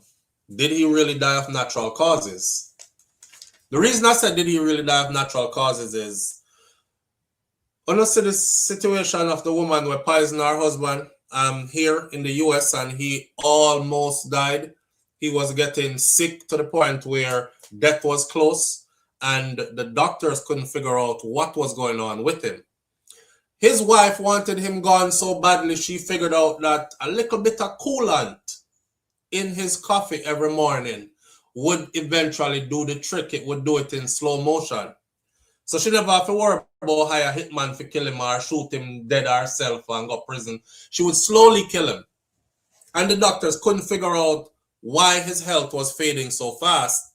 And death is near. Death is near. Until he decided to put up cameras all through his house. And lo and behold, he caught his wife. And there she was giving him his daily dose of coolant fluid mixed into his coffee. Yeah. So that's my reason for asking, did her husband die of natural causes? I would have liked to know who her husband was and how them same died, and was anything left behind for her to inherit after he died. Lots of questions. Just me asking questions. Not accusing her of anything, just trying to lift up some rock stone and look under them, you know? Yeah. And then, now that she is gone, who stands to gain with him and her being gone? We know say probably would be their child they had together, but he's only 12 years old. So naturally, him not going to just inherit everything. So, and people can manipulate things that he does not understand at 12 years old, right? So, land, house, money, all those might be involved. Yes, BM, it was the antifreeze woman. And you notice how she gave him a little dose every morning. A little dose every morning. And the man just keep on to get sicker and sicker and sicker. And got doctor them run all kind of tests. Them can't figure out what go on with him. Had he not been wise and set up that video camera in his house, he would have died. Because the doctor them said his system had become so toxic that they were giving him like weeks to live. And after they found out what it was, they were able to like detox him and save him. He spent some time in the hospital, but he's okay, right? So when me ask, did this man die of natural causes? I think stuff like this we think about. Nothing showed up in his blood. That's what I say. A whole female wife want to kill him. She apparently did research. And she found out. I'll give you an example. Somebody who really wants to take drugs but wants to be an athlete at the same time, right? That person will figure out a way to take drugs and still pass every drug test. Hence the reason why a lot of athletes use cocaine. A lot of military persons use cocaine. They give us random drug tests, providing you can't skip that drug test. Now, within the window that is provided, if you do a couple of lines of coke today, it is out your system in the next couple of hours. If you did a whole heap of it, it's out your system completely in 24 hours. Right. How me learn that? No, I never do cocaine before, because I never did one depend no drugs anyway. But me learn it by... So that's why I said she must have been desperate to kill him. So she figured out that the antifreeze in his coffee would not show up on his blood work. It passed the blood work. They were unable to detect until him nearly dead. And him catch her himself. Now, what kind of research she must have researched to come up with that? Just like the person who research and find out, say, oh, coke come out of your system in a 12 hours if you do a little bit, 24 if you do a lot. But I still can maintain my professional record and stuff like that. All right, man, I do some coke. It's not that bad. You know, you must really want to do some coke like how she did, really want to kill him. If you go do research, I wonder what I could give him that won't even show up in a blood test. Yeah. Yeah. You know, when the first few shots rang out early on Wednesday afternoon, the worshippers inside of the Montego Bay New Testament Church of God paused their song of praise and they struggled to process the unimaginable thought that their sanctuary had been breached by a hail of bullets. You could see them pause first. The first shot went off, had a lot of space before the second, third, and went off. The first shot that went off had a lot of space in time. So you could see them freeze first and look like them still a sing, but the singing get lower like a gunshot that me really hear our tire bust out a door. You could see it. It wasn't until the second shot that people started actually moving like them hear gunshot. 5 shots rang out altogether. 5 shots were pumped into the body of their church sister, Cora Thompson, as she sat and sold books mere meters outside.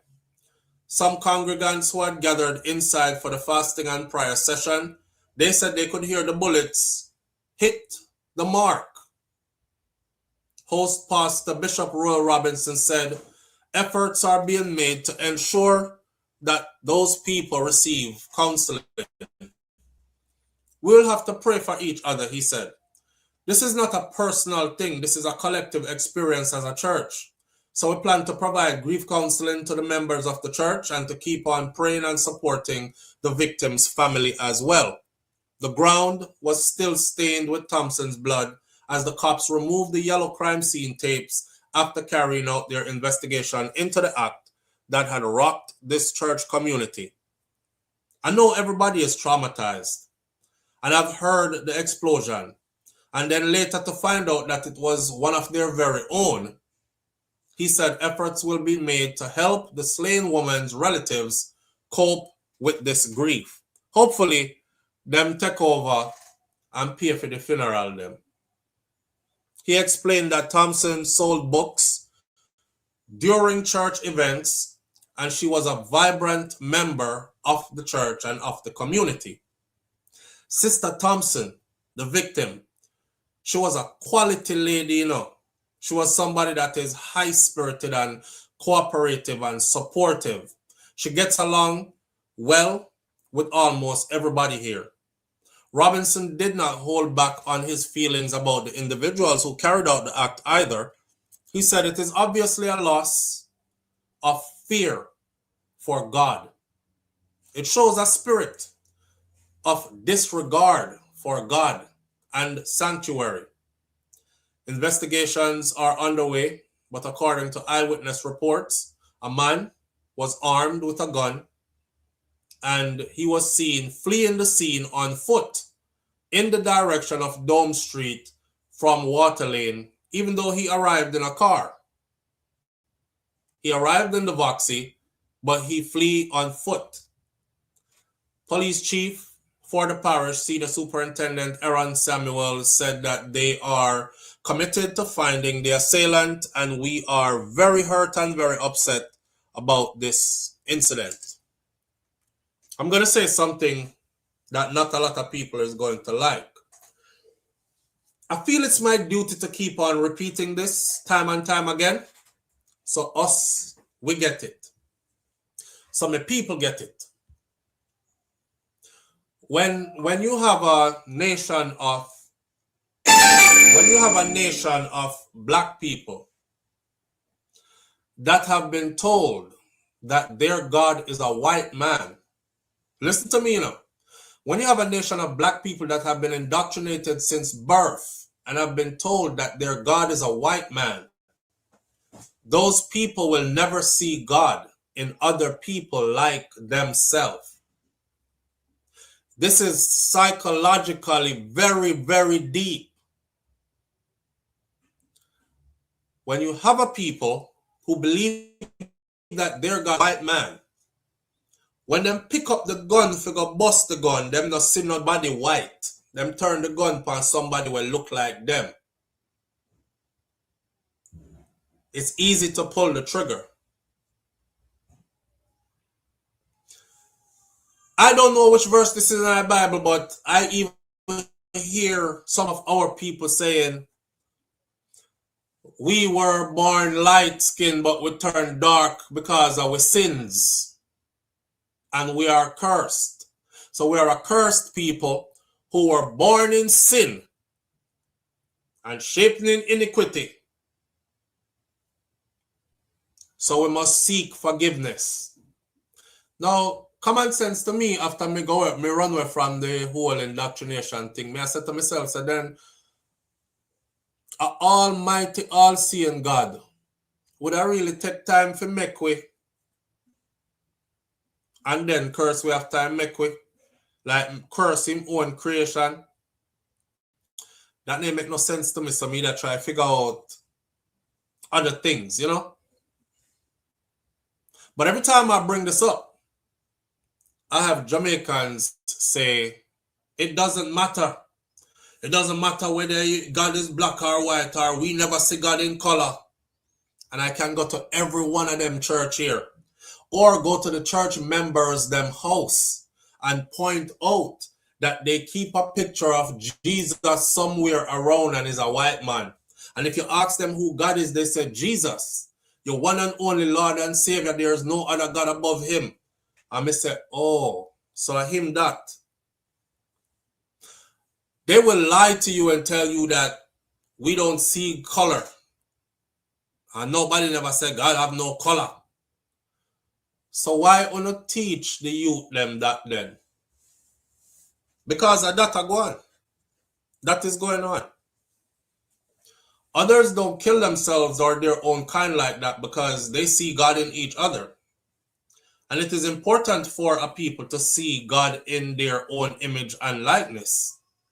That way you will treat your people godlike or godly.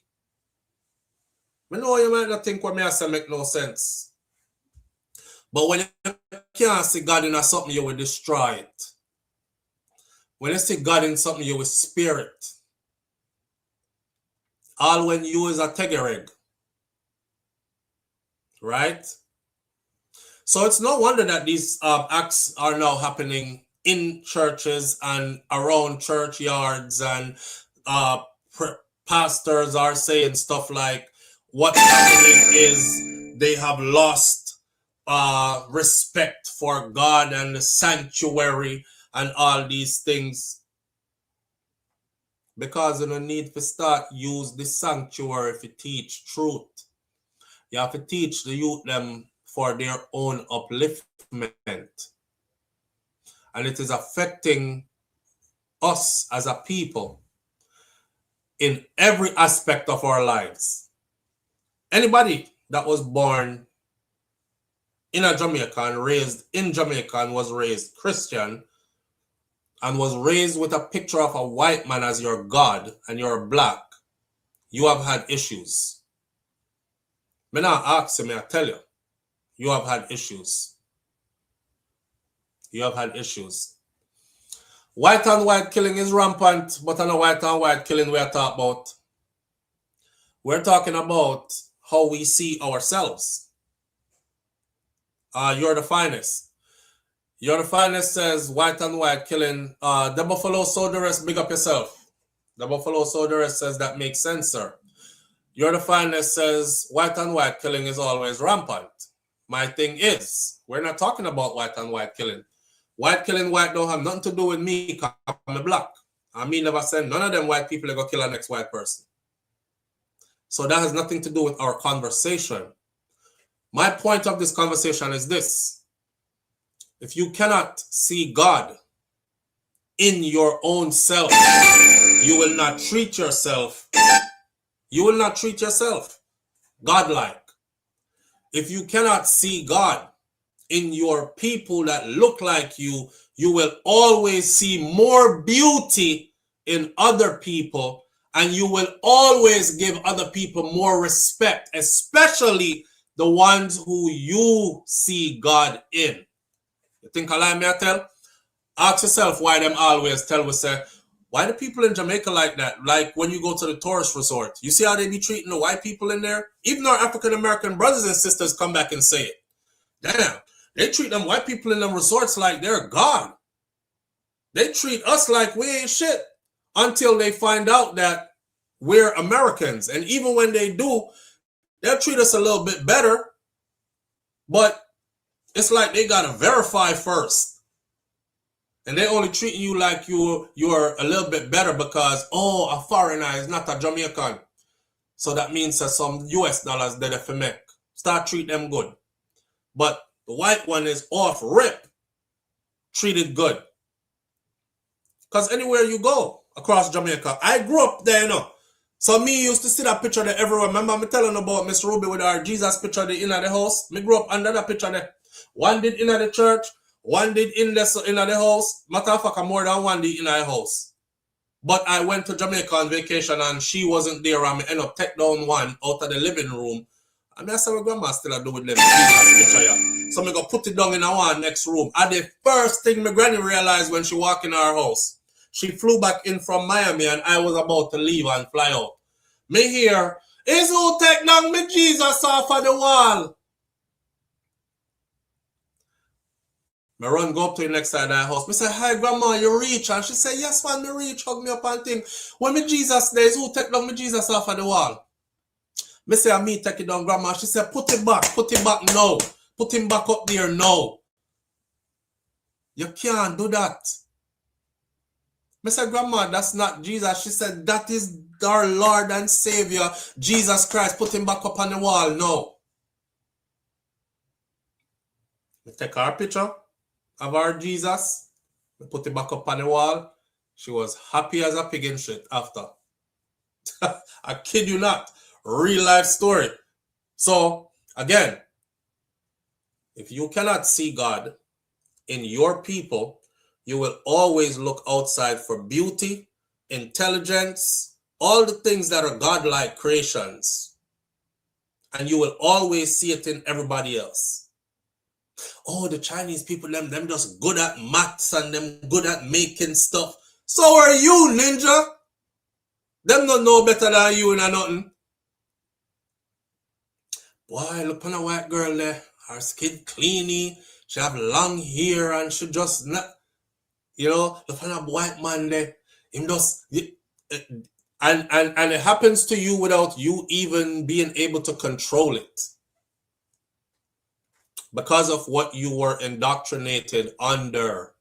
That is how deep psychologically that indoctrination is. Why we have so much respect for others and none for our own. When I still ask that question there, it goes back to your indoctrination, your religious indoctrination as a child. It goes back to your religious indoctrination as a child. Yeah. So, more power to us. But I'm holding the church people them accountable. And I want them to start holding the pastor them accountable. Because if pastor never just come to collect money, pastor need to be telling you something for your upliftment that will have you seeing God in your conduct. Live on the air with SouFLo. Good morning. Yeah, Flo, good morning. Yeah, brother. Talk to me. What on? Based on listening to your conversation, so I said, I call my brother because he know the girl will get analyzed. Are you hear me clearly? Loud and clear. Yeah, and him tell me say, yeah, some of the information you're putting together, it sounds fine because based on the fact that him say him husband did leave, a couple of things to give her. Them have house together, vehicle. And while is that, but family is a fight to them to get things and so on. So them send somebody to do the do. So and everybody have something good to say about her. They say she always in our church. She even get closer to our church more than ever. She sell our book. And she have her little thing, and she have both on the road that do juice at her and them things there. But what she sell and them things there, and no big money. Some people just loyal to just like to do things. But yeah, him husband drop out, and even him husband did that. You say your brother knows the woman. The girl, yeah. Okay. I know typically Jamaica, when you did from natural cause, when you obey. But family they fight over things. So it's same thing scenario where you come with say, you remember what did happen to the lady in our church when they went sent to analyze the next person in our church. Right. So it's like something similar to that. Family they fight over things, feel that them to get things to and all them things there. You see that case, you sorry that Jerome, but you see that case there, the one where the woman they get shot in a church? Yeah. You see that case there? And the only case me ever see where the hitman never tell is who sent him to do the hit. Even after him get catch, right? So I always said this on here. Anybody who is watching me, because it seems like this is a typical thing that Jamaican people do. Obviously, a whole heap of people get killed by a hitman, because it is like we don't have any shortage of people who are willing to murder for a little bit of money. Remember the sister who get a hitman to kill for her sister, even though them living in the same house, and she was upstairs doing her daughter, which is our auntie, our niece, upstairs. I get her hair done by her mother. Remember? And so just a little dispute them have. And she hate her own sister from God know when. And when them catch her, hear what she said.